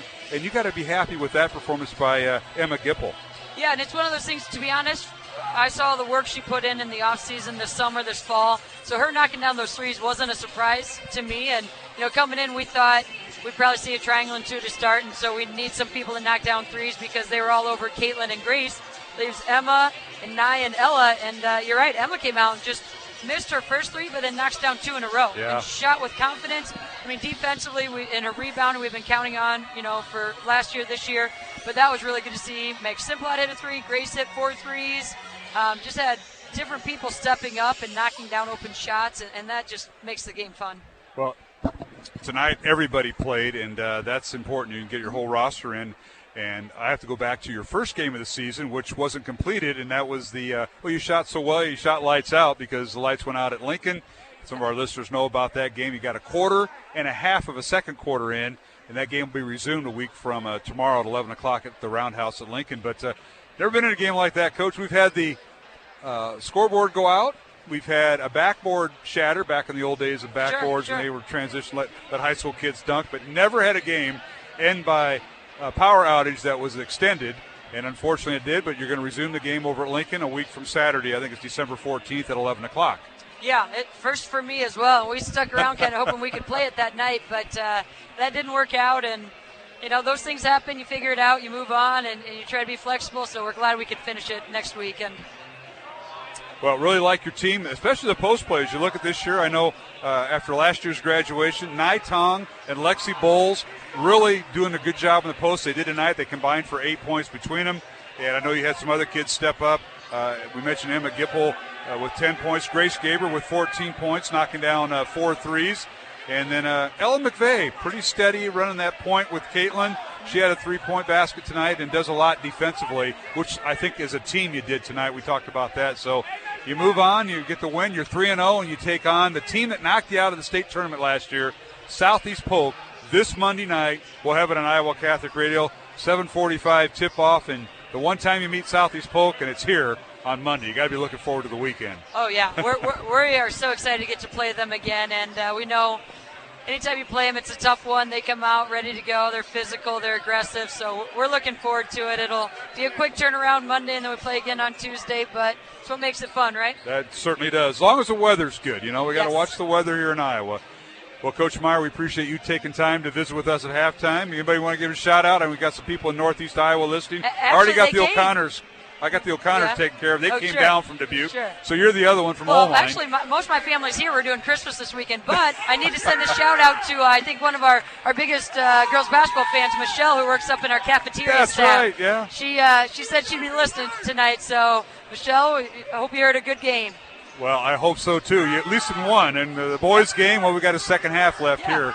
But, Coach, we appreciate it. We'll see you Monday night. Looking forward to that broadcast and contest here from the Dowling Gym. It's parochial school night. We'll have all the parochial girls basketball teams recognized, including my daughter's team. And I got to step away from the microphone, let Davini handle it for a little bit, and I'll come back. But there you go. All the parochial kids will be with your team before the game up in the cafeteria. Looking forward to that. Yeah, it'll be a fun night. We hope to get a good crowd of them, and so they can get kind of a taste of the high school program. All right, Coach. Thank you. All right, thank you. Kristen Meyer are my guests here at halftime. We'll take a break. Halftime score of the boys' game, Dowling 29, Valley 25, Mark Hemadill. And joining me for the second half will be Kevin O'Hare. We'll take a break and come back here on Iowa Catholic Radio. Support for Iowa Catholic Radio's broadcast of Dowling Catholic sports and activities is provided by Chemin, a global ingredient manufacturer using science to transform the quality of life for 80% of the world. Chemin is on the leading edge of molecular science, manufacturing more than 500 specialty ingredients for the human and animal health and nutrition, pet food, aquaculture, nutraceutical, food technologies, crop technologies, and textile industries. Chemin strives to sustainably transform the quality of life every day for 80% of the world with their products and services. Chemin, using science to transform the world. Online at chemin.com. Thank you to Mercy One for their support of Iowa Catholic Radio. From the cardiovascular experts at the Iowa Heart Center to the pediatric services of Mercy Children's Hospital and Clinics, Mercy provides complete care for Central Iowa's adults and children with more than 50 primary care and specialty clinics in the Des Moines area. Find a convenient Mercy One location near you. Online at mercydesmoines.org.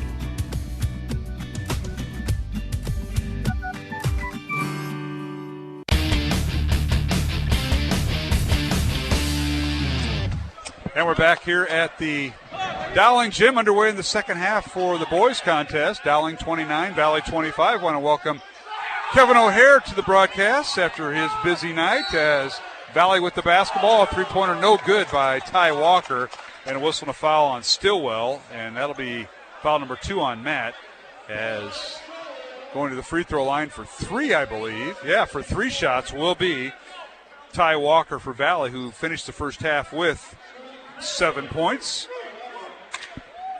And he'll get 3 free throws here. Kevin O'Hare, welcome to the broadcast. And this hasn't happened too often since you and I have been doing games, but coming off a Dowling freshman loss.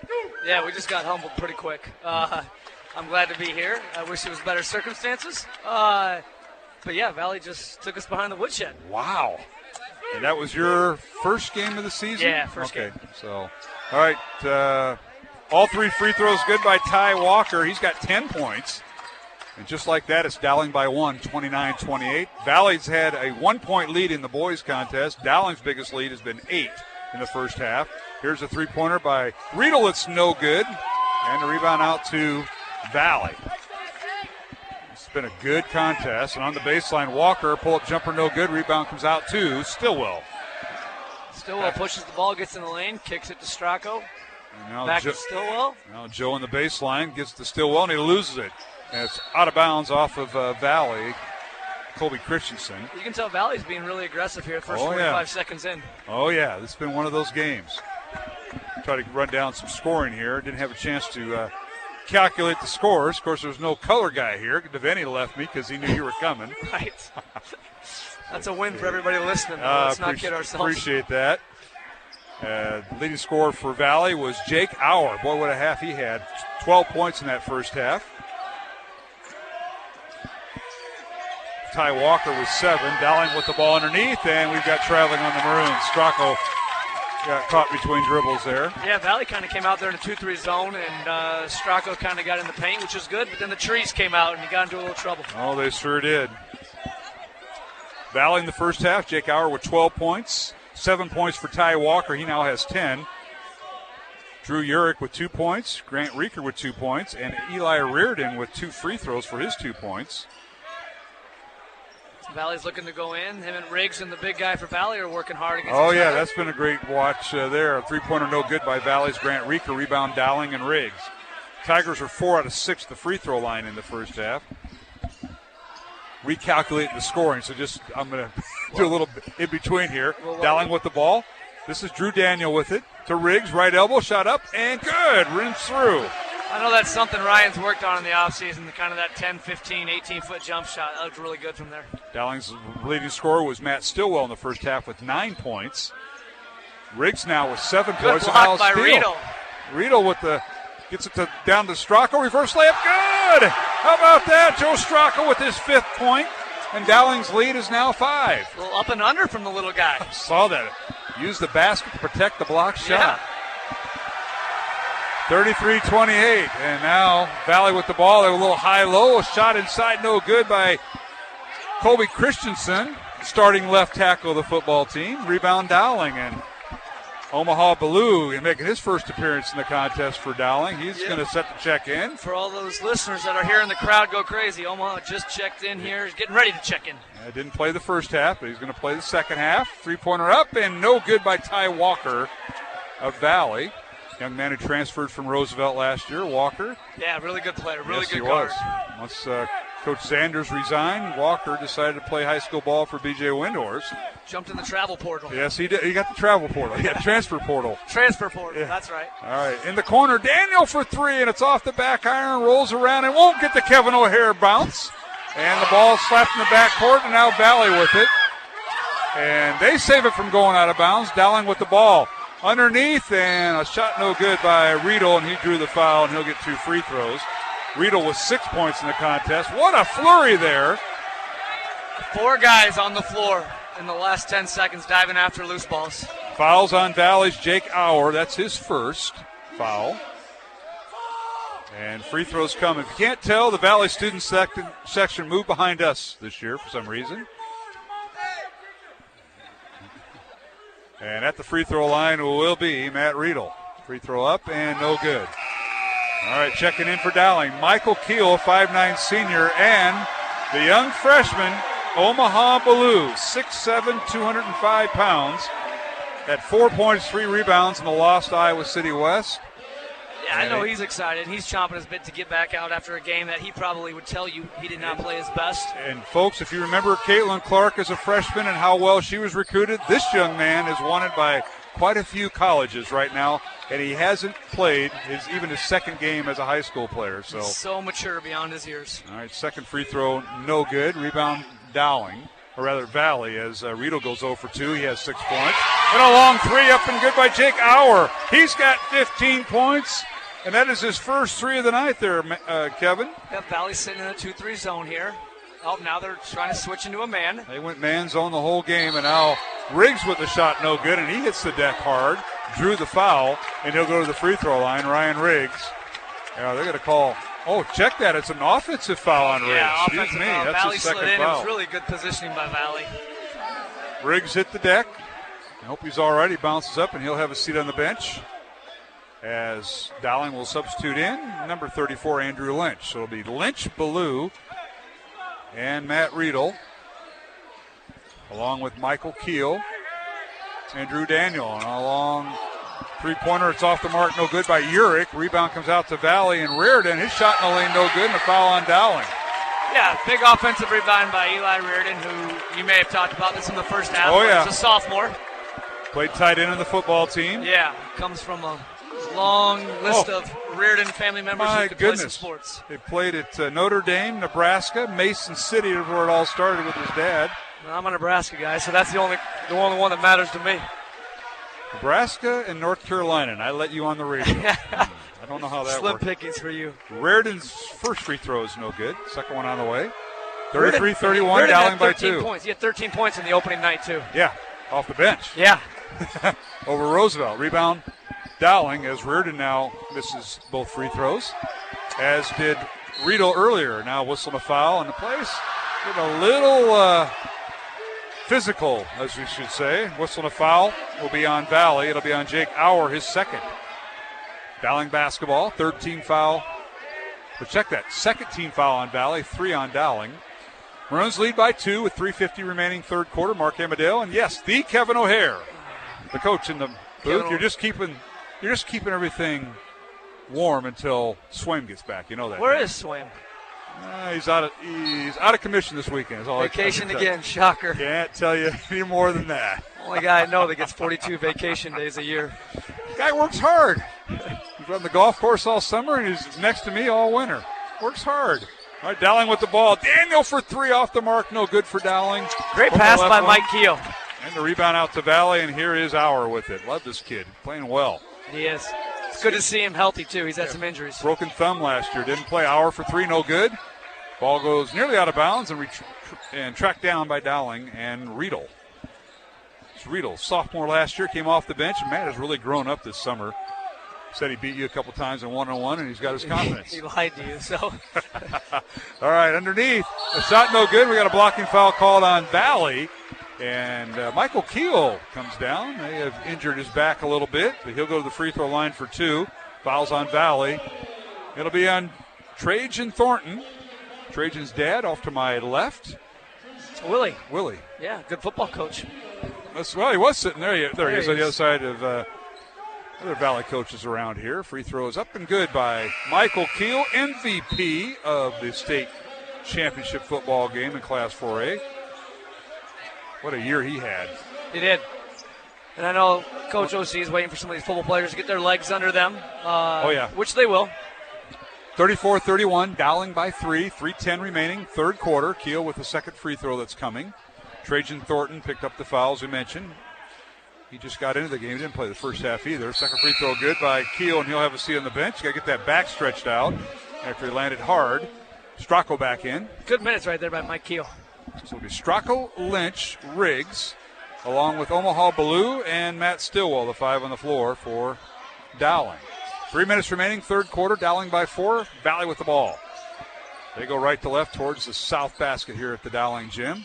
Here's Thornton with it. Trajan looking inside. Can't get it there. Leaves it for Reeker. Reeker down the lane. His shot up the glass. Good. Tough shot. Tough shot. Little runner there on the baseline. Oh, the backboard is your friend when yes, you do it when is. you kiss it off the glass. 35-33. Dowling by 2. And a nice basket that time by Grant Reeker, who has 6 points. And Dowling with the ball. Here's Stracco with it, top of the key. Joe looking inside. Valley stays zone this time. They mix up their defense. Stracco finds a seam, gets the Ballou on the baseline. His shot up and no good. Hits the deck and is fouled. And he'll go to the line for 2 free throws. Yeah, it's good to see Omaha kind of just attacking the rim early on, letting the game kind of come to him a little bit. Don't settle for any outside shots. That was a really good aggressive take on his end. Ballou will go to the free throw line. And eyes the bucket for his first free throw, and it's good. Omaha Ballou with his first home basketball point. He had 4 points Tuesday night in Dowling's loss on the road at Iowa City West on Tuesday. Ballou was not go to the line in that game. Second free throw coming, 36-33 Maroons. Second free throw good, nothing but the bottom of the net. Really good stroke for the freshman kid. Shoots it well. I mean, there's a reason he's top 3 in the country, right? Absolutely.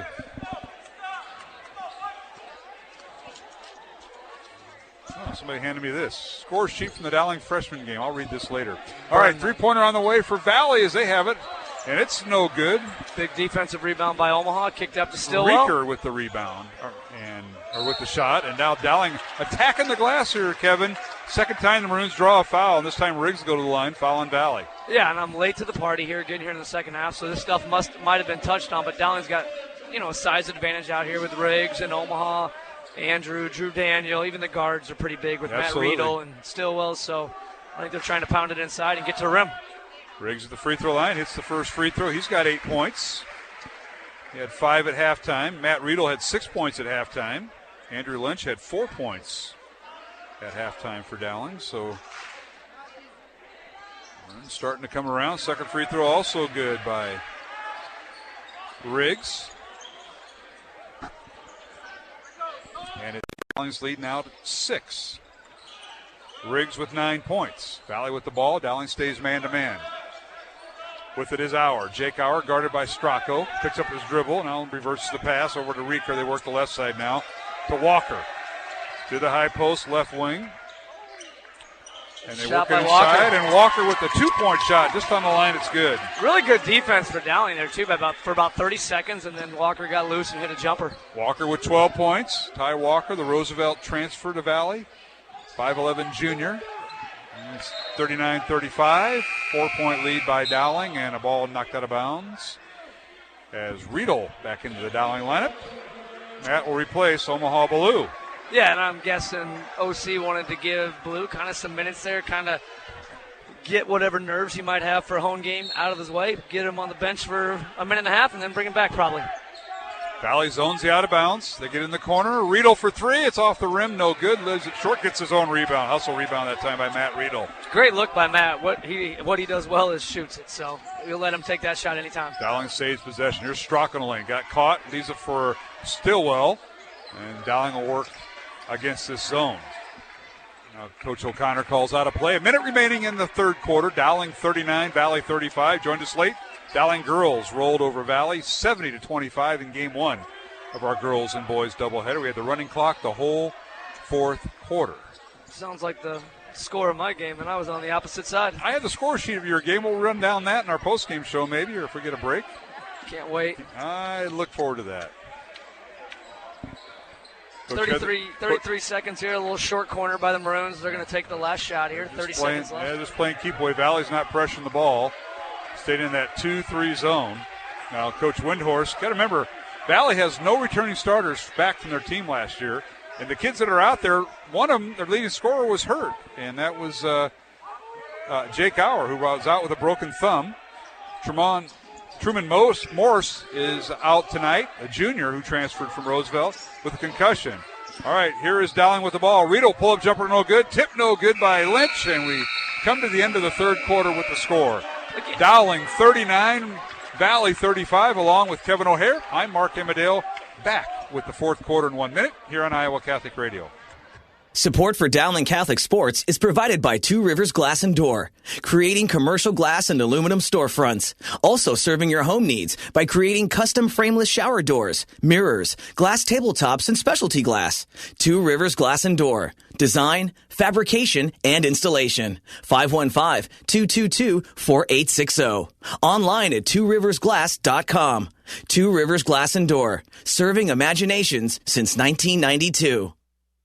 Thank you, R&R Realty Group, for supporting Dowling Catholic Sports 365. R&R Realty Group is an Iowa commercial real estate owner and developer that provides services for all commercial real estate needs, including brokerage, interior space planning, real estate management, construction, and more. R&R Realty Group has been accommodating business expansions and real estate solutions since 1985, solving commercial real estate needs. R&R Realty Group, establishing long-term relationships built on trust.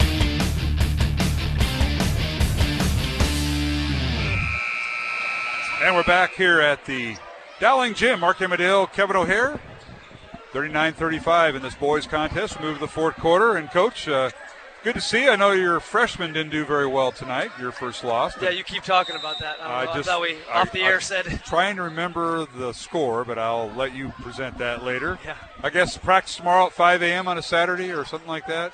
It's earlier than expected. They'll be fine. They'll be fine. All right, Dowling with the ball. Stracco has the ball stolen away from him. Ty Walker with the steal for Valley, and now stolen back by Stracco. Walker didn't account for all five of Dowling's players, and both teams start out the fourth quarter with two turnovers here, Coach. Yeah, real good hustle play there by Stracco. Didn't give up on turning the ball over himself. Came back and got a turnover. All right, corner three by Lynch. Missed everything. No good. Goes off of Riggs. Out of bounds to Valley. Yeah, Drew Daniel, again, another really good shooter for whatever reason. Must have been a little windy in here because that one got a little long. It was. Shot by Auer, again, a little pull-up from 15 and feet. He's been hot, and rebound comes out to Valley. To say Dowling now 7 of 9 from the free throw line. Valley 7 of 11. As both teams play to a 10-10 tie. Now Dowling driving down the lane. Daniel shot no good. He gets the ball back. Reverse layup no good. And tipped out of bounds by Riggs right into Daniel, who was still out of bounds. Yeah, a little unlucky there. No, you know what? Effort's not the fault. No. It's and being aggressive. It's just shots are not falling for either team right now. These kids are always going to play hard. Absolutely. No, Dowling led 17-9 at the end of the first quarter. That was their largest lead of the night. Valley outscored Dowling 16-12 in the second quarter. And at halftime, Maroons led by 4. Both teams played to a 10-10 tie. Now an off-balance shot, no good by Valley. Maroons come back the other way, and Stillwell dribble drives in the lane. And his shot is no good, but he draws the foul. And that's one thing Dowling's doing, Kevin, is drawing fouls. Fouls on Grant Reeker, his first. Yeah, the floor was spaced really nice there, and it allowed Stillwell to do what Stillwell does, which is use his athleticism and get to the rim. Team foul number 6 on Valley. Dowling with 3 team fouls. Substitutions now for the Tigers once the first free throw is attempted, and Stillwell hits the first free throw. Matt tonight with 10 points. He had 9 at halftime, was held scoreless in that third quarter. Valley has Drew Urich back in the lineup, number 14. He had a couple of interceptions in that state championship game. Yeah, he did. Every time I turned the TV on, he was picking somebody off. Also in there is Eli Reardon, number 44 for Valley. Second free throw good by Stillwell. He has 11 points.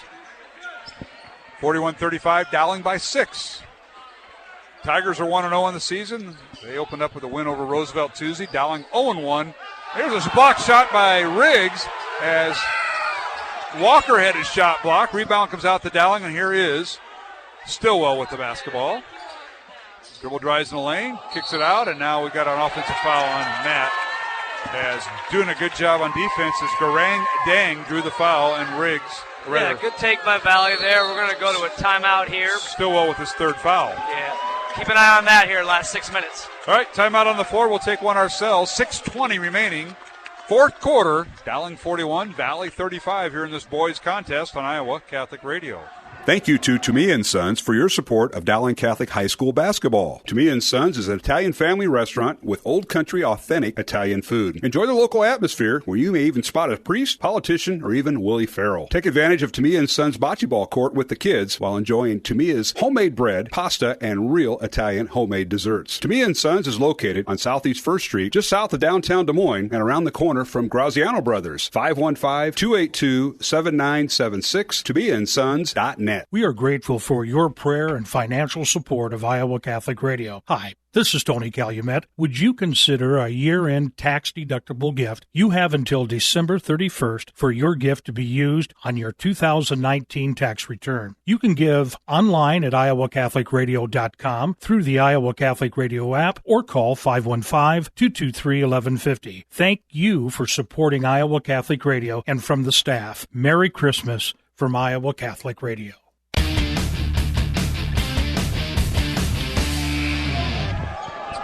And we're back here at the Dowling Gym. Mark Hemedale, Kevin O'Hare, 41-35 is our score. Dowling by 6 over the Valley Tigers. Joined us late, like my partner did tonight. Dowling girls, 70-25 victors over the Valley Tigers. Yeah, I know Coach Segrist has a young squad. Graduated a lot of people, so they'll be fine. Well, as we said, the Dowling girls will be going through that next year, post Caitlin Clark, as Valley's going through the post Joey Young era. Tigers with the basketball in the lane, and an off-balance shot. No good by Garak Dang. And rebound out to Dowling. Maroons lead by 6. And what Dowling's been doing, Kevin, is, when they attack the glass, usually good things happen. At least get free throws out of it. As Maroons now in the ball game, once again, Omaha Ballou, who didn't play in the first half, playing now in the second half. And now here's Riedel with it, and turnaround shot. Well, actually, a pass, no good, and he drew the foul. Fouls on Valley's. Yeah, I think Riedel would like to have that one back because when the whistle was blowing, he was in the air. Should have put it out shoot. with some shots. Now, if that was you 20-some years ago when I was calling the games, that was going up in towards the net. That was not a pass. Whether the whistle was blown or not. Yeah, we know after half court, nobody else touched the ball. I remember those days. Let's just remember, I was James Harden before James Harden was James Harden. I'm just kidding, people. Oh, boy. Here we go. Riedel at the free throw line. First free throw is good.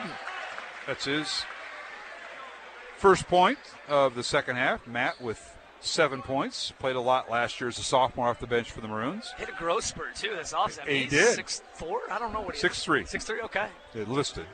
I don't know. You guys measure with shoes on or off? I don't know what's the deal there. On. And the second free throw good. Riedel with 8 points. Starter this year. 43-35. Dowling by 8. They have equaled their largest lead of the night. That was at the end of the second quarter. Now down the lane, a shot blocked by Riedel out of bounds. And it'll be Dowling basketball, and that was Ty Walker taking it down, and he's shaken up. Ty Walker and Truman Morse both transferred from Roosevelt when Coach Charles Sanders announced he was retiring, going into administration. Yeah, and they both transferred to Valley. Two good transfers. Absolutely. Now here is, who else? Hour for three. It's no good. Getting cold there. Rebound Ballou. Omaha with the rebound. Dowling with the ball. Joe Stracco running the point right now. It's Stracco. Dribble drives in the lane. Gets it out to Daniel. That's Drew Daniel. We saw Simon earlier in the contest. Drew down the left side. His shot off the glass too strong. Rebound comes out to Valley and Eli Reardon. Reardon with it. Dribbles towards the basket. Now leaves it for Walker, and Valley will start their offense, trailing by 8, under 5 minutes to play. Yeah, play a little two-man game. Walker here with the three, long. It's no good. And he gets his own rebound. Riedel didn't get him boxed out. Now driving baseline is Dang, as Valley now pushes the ball around the perimeter. Hour for three, good. That kid's got a stroke. Really good ball movement by Valley, and Hour's the kind of kid you want to take that shot. And now BJ takes a quick timeout. It looks like a 30. 30 seconds. There We'll keep it here. So for Hour, that is his second three, all in the second half. He's got 18 points. And Dowling's lead is now 43-38. With 4:42 remaining here in the third quarter. Mark Amadale, Kevin O'Hare. I want to thank our supporters of Iowa Catholic Radio during our fall and winter sports season, include Ashworth Vision Clinic, Construction Professionals, Dental Associates, and Kemen. Coach O'Hare, your thoughts? This is my first time seeing Dowling play this year, obviously, as I didn't go over to Iowa City West. You can tell they've kind of grown up in 3 days. Yep. They're just more patient on offense. They seem more poised. They seem more comfortable.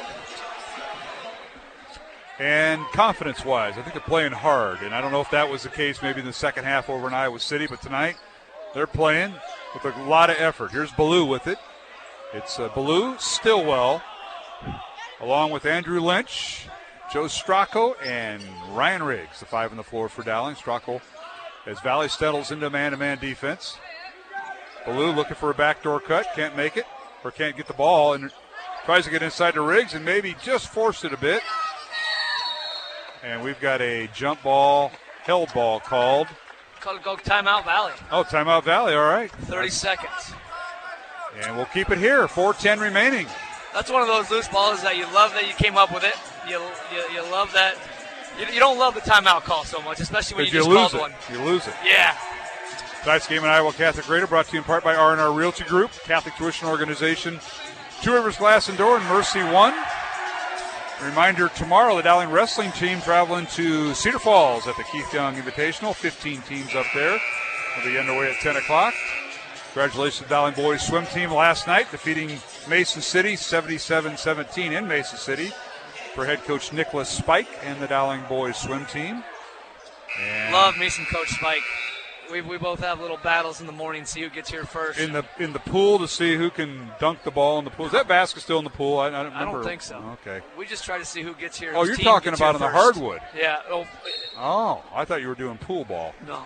And then I'd be in trouble. Dowling wrestling team splitting a triangular yesterday, defeated Ottumwa 61-15, losing to number 7 Waukee 45-16 down at the Ottumwa triangular. Now, once again, an hour for three. It's no good. Ballou way above the rim. His head almost hit the rim. That was a big-time rebound. Dowling, Omaha Ballou, the freshman phenom we're going to hear a lot about this season with the Dowling rebound. Maroons by 5, 3:45 remaining in the fourth quarter. Riggs underneath, reverse layup is good. And he may have been shaken up, poked in the eye as Riggs. Hope Ryan's all right. And Dowling now with a 7-point lead. Yeah, that was a good take by Ryan Riggs. Good pass there from Auer to the corner. He's got 11 points. Ty Walker from the corner. Hits for three, front of the rim. no good. Riggs with the rebound. You saw that ball with one eye. Yeah. To get that. And I can tell you right now, Coach O'Connor is not subbing for him right now. No. 3:15 left. I think you're going to see Dowling maybe use a little bit of clock, run some offense. Got a ball screen by Riggs, and Stillwell's tripped up, and he drew the foul. Foul's on Walker. That'll be his second. Matt's taking a pounding. He's used to that with pads on during football season. And it'll be what? Team foul number 8, so it's 1-1 coming up for Matt Stillwell. He's just trying to get stretched out. Yeah, free throws are going to be important here in the last 3 minutes. Dowling will be shooting the rest of the way on every foul, and Dowling has 14 fouls, so they have a couple to give. All right, Stillwell at the line. Matt tonight with 11 points, make it 12. 46-38. This free throw is good. I talked to Matt before the game briefly. We kind of gave each other a little look. I know he did not play well over in Iowa City West, and I could tell he was determined tonight to bounce back. Second free throw good. 13 points for Stillwell. Well, part of that has to do with the late start to the season from the football to basketball, and only 5 days of practice before you take on third-ranked Iowa City West as a team. Free throw or shot up no good by Valley. Grant Reeker missed a free throw line shot. Rebound Dowling. Maroons by 9. And you mentioned it, Dowling going to run their half-court offense, just running some ball screens, and Stillwell running the point, and he drew the foul. Yeah, and again, Matt Stillwell's just quick. He's athletic. They're keeping the ball in his hands. Valley's trying to put a lot of pressure on him and a little too much hands. Fouls on Walker, his third. Team foul number 9 on Valley. Stillwell back to the line. Omaha Ballou will check out of the lineup. And he'll be replaced by Lynch. For Dowling, their next boys game is Tuesday night on the road at Roosevelt. We'll bring you both games that doubleheader beginning at 6:15 with the girls game, boys game to follow here on Iowa Catholic Radio. Free throw good by Stillwell for Matt. That is his 14th point of the evening. I think that 10-point lead is the largest of the night. It is. Right? 48-38, Dowling by 10. Monday night we'll be back here as the Dowling girls taking on the team that knocked them out of the state tournament last year, the Southeast Polk Rams. Number 2 versus number 5 will be on the air at 7:30 with the pregame show, 7:45. Dowling and Southeast Polk, girls only, this Monday night. It'll be parochial school night as a parochial school basketball teams. All the girls will be recognized from their respective parochial schools here in the Des Moines area. All right, Valley with the ball. Dowling by 11. Corner 3 up, no good by Reeker. And a rebound out to Dowling. Yeah, and you can see Dowling again slowing the ball down, kind of going to a little four-quarter with a high pick and roll with Riggs. Stracco with it. Gets it to Stillwell. We've got 2 point guards on the floor. Stillwell nearly dribbles out of bounds, and he did go out of bounds. Good defense that time by Ty Walker, and I think he had help from his teammate Drew Urich. And forced Dowling into a turnover. Yeah, I think Matt just got a little too quick for his own self. A lot of double teaming going on by Valley in the half court. Yeah, I think he was hoping he'd have a little bit of an angle. All he needs is a seam to go in for a layup, kind of like you did in your old days. Yeah. And that time he got cut off, and then he had nowhere to bail him out, and he threw it away. Under 2 minutes remaining, Valley with the ball. This is Drew Urich with it, left wing. Gets it to who else? Auer. Auer has the ball stolen away. Down court goes Matt Riedel, layup good! How about that for Riedel? Stealing basket. He's got a strong take to 10 the hoop. points. Used his body really well. 51-38. And a long 3 up and no good. Dowling by 13. Yeah, tough shot there from Walker, but again, you're trying to get Walker and Auer trying to get him back in the game. 1:25 left. Dowling by 13. It's going to be tough to come back from this one. All right, Stillwell in the front court. Gets to Stracco, who's on the baseline. Dowling trying to flip-flop their point guards. Stillwell and Stracco play catch, and a whistle and a foul on Valley. That'll be the 10th team foul. Dowling in the double bonus with 1:12 remaining. They'll be shooting free throws. Foul is on Ty Walker, and that is his 4th foul. Yeah, 1:12 left. Dowling by 13, going to the line for 2. Maroons by 13 with 51-38 lead, and back to the free throw line will be Matt Stillwell, who has 14 points tonight. Yeah, really good balance scoring up there by the Maroons with 3 guys in double digits and a couple guys with 5 and 4. Check that, 16 points now for Stillwell. He makes the front end of the 2 shots. 10th team foul on Valley. Dowling with 4 team fouls. So as you said, Coach, a couple fouls to give for the Maroons. But Dowling's going to end the week 1-1 if they can hang on here. The 1:12 remaining. Second free throw by Stillwell. In and out, no good. And the rebound, Valley. Valley's pushing the ball, trying to get some threes up here. Here's Deng with it. Leaves it for Reeker. Back to Deng. Deng works the right elbow. Can't get a shot off. Looking for Thornton. Trajan in there. Coats the baseline. Leaves it for Urich. Three-pointer out. No good by Reeker. Weak side rebound. And it's blocked by Riggs. Dang shot is blocked by Ryan Riggs. Dowling with the rebound, Stracco. Helps to be 6'8". Really good help defense there from Ryan. 40 seconds remaining and Dowling by 14 here. Kevin and Coach O'Connor right in front of us, directing his team. Pull the ball out. They'll go with a 3-guard offense. Yeah, it looks like Valley's kind of calling the Dogs off a little bit here with 27 seconds left. 52-38. The Dowling boys are going to pick up their first win of the season after losing on the road at Iowa City West Tuesday night, 43-28. Valley Tigers will win their week 1-1. Tigers defeated Roosevelt 65-45 with a brand new starting lineup last Tuesday. As that'll do it. 52-38 the final. Dowling defeats the Valley Tigers. Both teams 1-1 at the end of the week. And I don't see your ugly Christmas sweater as Dowling was promoting tonight. I didn't see you in that, Coach. Maybe that would have helped matters in your contest. We needed a lot of help tonight. I don't even know what to say. Was it really the coaching? It was that? We got out-coached. Okay. So we want to credit the Valley coaching staff on the freshman level. Absolutely. And that would be? Coach Ross Bauer did a really good job tonight. All right. I was waiting for that shout-out. You got to be. And if Ross, if you're listening, I'm not happy with you right now, just so you know. No, he's not one of your trolls that listen, I don't think, He may troll you, but. Oh, man. All right. Final score 52-38. We'll take a break, come back. Got to total up the numbers here tonight. And get caught up with you, Mr. O'Hare, pinch hitting, keeping that seat warm for Mr. Swaim, who is not available this weekend, is all I can tell you. Not available. Right. We're going to keep it at that. Tough to be available when you're in Florida or Jamaica. I can't confirm or deny any of that, so I won't. Again, the final, the Dowling boys with a win, 52-38. They get their first victory of the season over the Valley Tigers. And it's a doubleheader sweep here at Dowling as the Dowling girls winning 70-25 over Valley. We'll take a break, come back with the post-game show. Mark Amadale, Kevin O'Hare. Thanks to Steve DeVinny, who sat in for all the girls' game and half of the boys' game in your absence. And we'll take a break as David Beltram is our studio producer tonight here on Iowa Catholic Radio. And we'll begin the post-game show after these messages here on Iowa Catholic Radio. Support for Dowling Catholic Sports 365 is provided in part by Ashworth Vision Clinic with 2 licensed optometrists, Barbara Sheets, a Dowling Catholic graduate, and Dr. Todd Piedig.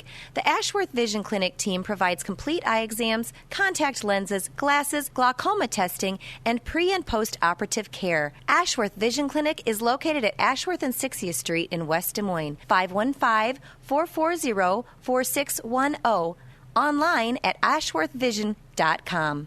The Catholic Tuition Organization provides the best tax savings over any other charitable giving in the state. 65% of your contribution directly reduces your Iowa income tax liability. Plus, there are still federal deductibility options to further save on taxes. Find details online, ctoiowa.org.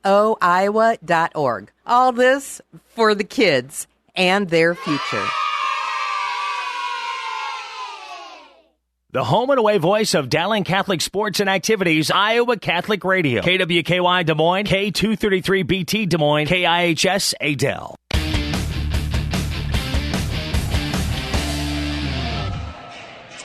And we're back here at the Dowling Gym. Mark Amadale, Kevin O'Hare. Final score, Dowling boys defeat the Valley Tigers 52-38. Both teams now 1-1 with the Valley loss and the Dowling win. Girls game won by Dowling 70-25. Head coach Kristen Meyer and the Dowling girls now 3-0 on the season. As Mr. O'Hare joins us after a very tough 6-15 game in the second gym here at the Dowling. Yeah, it didn't go well. Start to finish. We weren't ready. They were. Your first game, their third or something like that? Their second game. Oh, their second game. Doesn't all right. matter. We could have played my nephew's team tonight, and we would have been in trouble. What do you mean by that, your nephew's team? What grade's he in? 6. He's 6 years old. So you're awful hard. Adding up the points here for both teams as we'll go down our scoreboard, our scoring sheet as Dowling with the win over the Valley Tigers. Yeah, and I know as you add up kind of those points and totals and stuff, As I look at the board, I see we got 3 Maroons in double digits. Yeah, how about that? Really good balance scoring there. I didn't see him practice for the last couple of days, but I can guarantee OC had them a lot, just more sharp and crisp with what they're doing. We put in a lot of new things this summer and fall, and I think over time you're going to see it continue to get better. I heard a rumor that on the way back from Iowa City Tuesday night, of course, you didn't go. They didn't invite the lower-level coaches for some reason, or the radio announcer to go along. But I understand they may have stopped and had a little shoot-around. Is there any truth to that rumor? OC, like on Interstate 80, maybe like Newton or Grinnell? No, they stopped in that shoot-around in Carver Hawkeye Arena. Before the game? Before the game. Yes. Yeah, they okay. made some calls, and they had a little shoot-around there at Fran's place. I see. And it paid off tonight. Maybe not so much Tuesday night. Right. And if you're – Kevin O'Hare and I are kind of kidding around, but realistically, this was Dowling's second game. Literally, they did not get any scrimmage time. The team got together as a team the day before Thanksgiving and had 5 days to prepare for third-ranked Iowa City West, and didn't go well over there. Yeah, and I was talking to OC before all the games tonight, and he said that he felt that because we didn't get any scrimmages in, it probably took a little bit of a toll on our varsity team. He would have liked to maybe get 1 or 2 in just to kind of shake everything off. So I think now that they got a home game under their belt and they played really well and confidence and all that stuff. And they have Saturday, Sunday, Monday to get ready for Tuesday's game at Roosevelt. Yeah, and again, I mean, you can't take anything for granted, but Valley beat Roosevelt by 20. I know Roosevelt has a new coach in Coach Daly who's doing a great job over there. I think they're relatively young as well. Like we talked about, they had a couple guys transfer who are really good players, so that takes a little bit of a toll, but he'll get them going. But I think Dowling has got to feel good heading into that game. Yeah, you certainly would think so, and we'll be bringing that game to you on Tuesday night from the Roosevelt Gymnasium. Love going to that gym. How'd you shoot when you used to play the Rough Riders? Hey, does it make a difference if the rim's still 10 feet? Right, chances are I probably shot 80-83%. From the free throw line, if you got there? No, I never got to the free throw. I would top of the key, Mark. Yeah, I know. Avoid all contact and physicality as much as possible. Right, I get it. Right. I get it. Well, the games tonight in boys basketball in the CIML tonight. Hoover was at Ankeny Centennial. That'd be a pretty good matchup. North is at Johnson. Another pretty good matchup in boys play. Fort Dodge at Ankeny. Roosevelt at Southeast Polk. Ottumwa at Ames. And East at Marshalltown. Lincoln, Waukee, Mason City, and Urbandale were not scheduled tonight. And Council Bluffs Lincoln at Hoover tomorrow, 3 o'clock, boys only. And oh, my goodness, we got a couple guys, and we got, you're high-fiving them already. Matt, I told you before the game, Stillwell and I had a little look at each other. He knew he laid an egg on Tuesday night, and I mean that in the most respectful way. And I knew that tonight he was going to come out and he was going to put his footprint on the game. And as you can see, he did that. All right, you're listening to the postgame show here on Iowa Catholic Radio. Mark Amadale along with Kevin O'Hare. 52-38 the final. Dowling, the winner over the Valley Tigers. Now we got to do the picture thing with. Right. Are these your friends? I don't know. A lot of selfies are being taken with Matt Stillwell and Joe Stracco right now. They both got headgear on, and Stracco has got the headphones on. He can hear what I'm saying, right, Joe? But you can't talk because Stillwell's got the mic, and he should. Matt, welcome, and congratulations on the win. Hey, the floor's a little bit more rug burn than the turf, isn't it, would you say, Mr. Wide Receiver / point guard / or whatever they're going to call you? Matt Stillwell, congratulations. Welcome. Yeah, thank you. Appreciate it. Has it been a long year for you? I mean, have you gotten any rest? I mean, these doggone basketball coaches want you to start shooting during the middle of football season. And how do you balance that, Matt? Because tonight you did. It's tough, but I love it. There's nothing better. When's the last time you took on O'Hare in one-on-one? Hold on, real quick. It's funny you said that, Mark. Oh, here we go. Because Matt and I have played one time. Matt, how'd that go? I won. Really? Would you lie on national radio? You got me. We haven't played. That was freshman year. We haven't played in one. Oh, come on. When's the rematch? Whenever he wants it. He lost $1 to me, too. Well, I still have it. I'm sure you do. Now, Matt, you should ask Coach about his game tonight. How'd you guys do? We got hammered. Bounce back. Bounce back Tuesday. Next game. Bounce like back you Tuesday. told me tonight. Bounce Absolutely. Right there. Right there. Matt, that wasn't good. We'll bounce back Tuesday. Let's move on. Post-game show here on Iowa Catholic Radio. Matt Stillwell, Joe Stopulos joined us from the Dowling boys basketball team after their win over Valley 52-38. And, Matt, how does it feel to be back on the court after football stadium here a few weeks ago? We were playing for a state title. Remember that night? Yeah. Awesome. Talk about transition and talk about tonight versus Tuesday in Iowa City. I think the best part of that trip was shoot around at Carver Hawkeye Arena. Yeah, the transition's tough, but we're all multi-sport athletes. Yep. That's what you do day in and day out. But yeah, tonight it was great to come out and get a win, get that bad taste out of our mouth from Tuesday, because that was not a fun experience and we didn't play like we're capable of. And I think it was really feels good tonight to come out and play the way we should. So my question for you is, and again, I wasn't over in Iowa City West, but I saw stats and stuff, and you obviously didn't shoot well for you, and you can credit that to a lot of things, football, legs, just getting back in the swing of things. Tonight was obviously clearly better. Were you, in your mind, coming into the game tonight, trying to do something different that maybe you didn't do in Iowa City West, or were you putting a focus on something more? Yeah, for sure. I think we all agree we didn't play well Tuesday. We had, I think, 23 turnovers. I don't know what the final number was. But OC's message in the last 2 days in practice was decision-making, taking care of the ball, playing together as one. It'll come, not to force it. And I think tonight we all did a really good job of not forcing it, and we got the shots we wanted to get, and we executed, and we made shots. I mean, that's what it comes down to. So, it was really good. Matt Stillwell joined us here on the post-game show. He's got his teammate Joe Stopulos. We'll get to Joe here in a moment. But, Matt, 16 points tonight. I think you had 4 in Iowa City. And, of course, as we talked about, you guys have not had any scrimmages. You've had practice in that and trying to get the shots and all that. I don't think you're out of shape by any chance, because you guys are always in shape. But getting another game under your belt, taking on arch rival Valley, and talk about a bitter taste in your mouth. Remember last year over there, running clock in the second half? And that had to be part of on your mind as you kind of took control of the game. You and Stopulos kind of leading that charge in the fourth quarter. Every possession, layup or free throws or at least a made shot. And for the most part, other than a charging call or two, you did that. That's what it's all about, making shots. That's what it comes down to. But, I mean, the first thing the OC said post-game when we got in the locker room was, remember last year. We got beat by, I think. And Matt Stillwell, we're continuing our conversation. We got disconnected accidentally, as sometimes happens on live radio. Kevin O'Hare, you would understand that if you knew what I have to endure with you guys. But, Matt, we were just talking about the transition and obviously playing better from last year. Last year, Valley had the running clock on you. And this year, it was a good game. Great game. Got off to a great start, and you finished it off. That was important. Yeah, the transition's hard, like I said. But our message throughout the whole game was to finish, because we remember what happened last year. And, we got in the halftime locker room up by 4, and we were saying we have to finish. We have to finish, through the third quarter, we got to finish. We got to finish.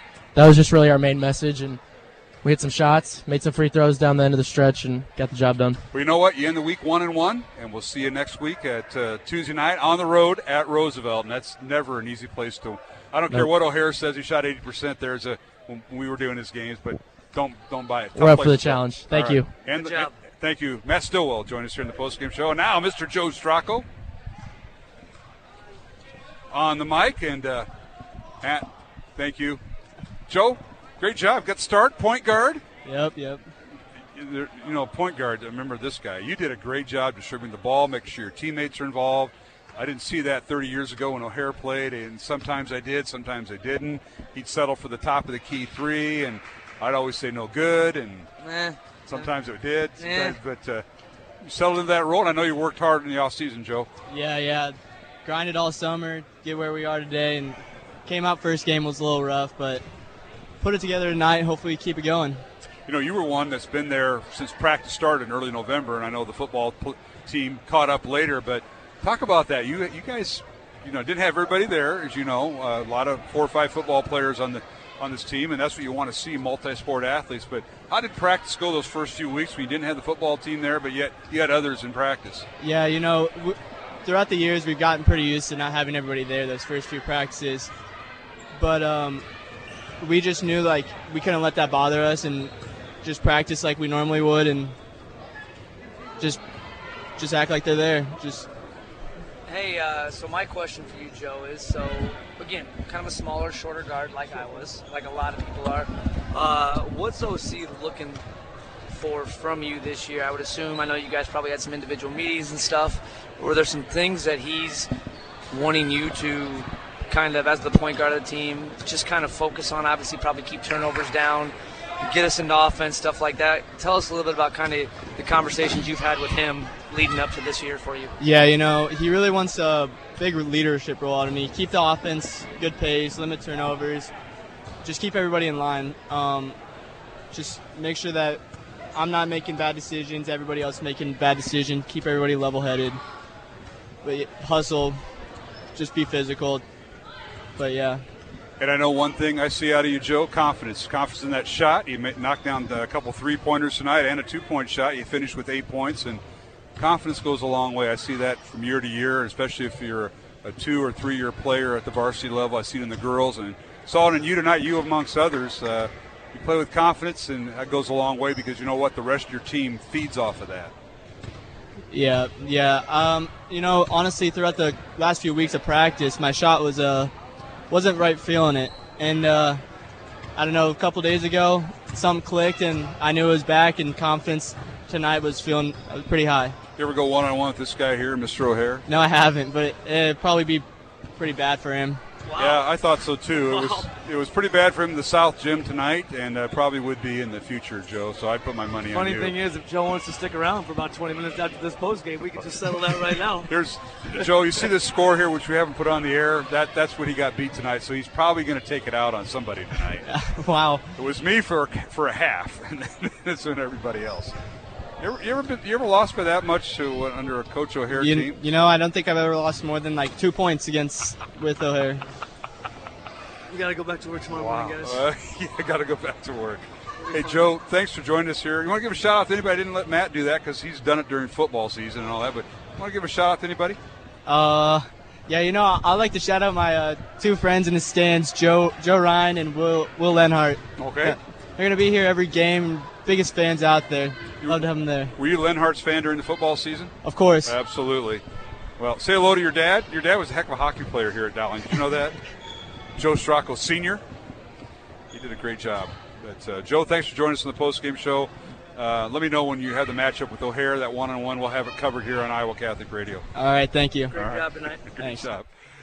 All right, Joe Stopulos joined us here on the post-game show, Mr. O'Hare, and I think that'll wrap things up from the Dowling Gym. I think we got Mr. Getting, Mr. Dotson, good job. Got to credit the officials. They did a pretty good job. They did a good job in this game. Yeah. Yes, they did. It was your game that we had the issues with, I think. Yeah, I don't know if I can get fined, so I'll just keep my mouth to myself, my mouth quiet.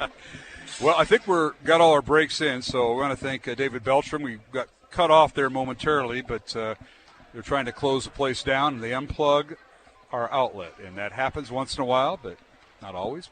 Kevin O'Hare, looking forward to working with you this year when Swaim gave me about 6 dates he can't make, so I may put it on the free agent market. Obviously, when your game's running late in the South Gym, we can't do much about it. But we were going to hold the game up. We really were. Yeah, that double overtime game in the girls' game, that kind of hurt us a little bit. We were going to hold it up. I had B.J. Windhorse and Coach O'Connor and Tom Wilson and a few other administrators say, should we hold it up and let Kevin ease in and make everybody late tonight, or should we be done here at 9:20 and go home? I think we all made the right decision. I think so, too. Hey, you get after those freshman kids. I expect better results in your next game, which is Tuesday, right? Yes. At Roosevelt. At Roosevelt. Now, will that be at Roosevelt High School or at Callahan. Callahan, okay. Yep, Callahan. Off there at 31st and the freeway. Yeah. Oh, yeah. I know that school well. All right. Kevin O'Hare, thanks for joining us. Thanks for having me. And we'll talk to you Tuesday night, Sounds I'm sure. Great. Thank you. My broadcast partner, Kevin O'Hare, and Steve DeVinny, want to thank them for all they do, and our thanks to all the folks involved with our broadcast tonight here on Iowa Catholic Radio, as we want to thank them along with our supporters and business underwriters here at Iowa Catholic Radio. This is our 43rd year of covering and broadcasting Dowling Catholic sports. And I want to thank our studio producer tonight, David Beltran, trying to keep all the buttons punched. For folks here at Dowling, Mary Pick and Tom Wilson in the athletic office, head coach Mike O'Connor. And on for the Valley Tigers, Joseph Segrist and Valley head boys coach B.J. Windhorse and staff at Valley, Brad Rose, Tony Weimers, and all the folks there at Valley. I want to thank them for helping us prepare for our broadcast. And we'll give you the final scores for one final time. In the girls' game, it was the Dowling girls improving their record to 3-0 with a 70-25 victory over the Valley Tigers. And in the boys' contest, the Dowling boys defeat Valley 52-38. Both Dowling and Valley boys now records of 1-1. And I want to remind you, our next broadcast will be this coming Monday night, December 9th. 5th-ranked Southeast Polk at number 2 Dowling in a girls-only contest. Pre-game show gets underway from the Dowling gym at 7:30, tip-off 7:45. So join me and Steve DeVinny for the call. And then on Tuesday night, we'll have the Dowling and Roosevelt doubleheader. Pre-game at 6 o'clock right here on Iowa Catholic Radio from the Roosevelt gym. And a reminder, Monday night's game is parochial girls basketball night, so those young ladies will be announced before the game. For my broadcast partner, Steve DeVinny and Kevin O'Hare, this is Mark Amadeo. You've been listening to Iowa Catholic Radio's coverage of Dowling Catholic basketball here on Iowa Catholic Radio. And on 1150 AM, 88.5 and 94.5 FM. And streaming online at iowacatholicradio.com. Available also on your iPhone. Just go to the free download at the App Store and download the free Iowa Catholic Radio app. Once again, for our studio producer, Jeff Piggott, Dave Beltram, who subbed for Jeff tonight. This is Mark Amadale. Final scores for the final time. Dowling girls 70-25 victors over Valley, and the Dowling boys 52, the Valley Tigers 38.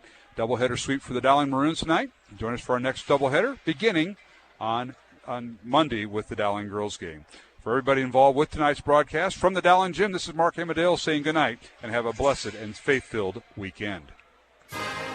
Our coverage of Dowling Catholic High School basketball is underwritten by Ashworth Vision Clinic, the Catholic Tuition Organization, Construction Professionals, Dental Associates, Kemen, R&R Realty Group, Mercy One, Two Rivers Glass and Door, and Tamia & Sons. Please support the businesses that underwrite Iowa Catholic Radio on 1150 AM, 88.5 FM, 94.5 FM, streaming at iowacatholicradio.com and on the Iowa Catholic Radio app. The proceeding has been a Dowling Catholic Sports presentation on Iowa Catholic Radio.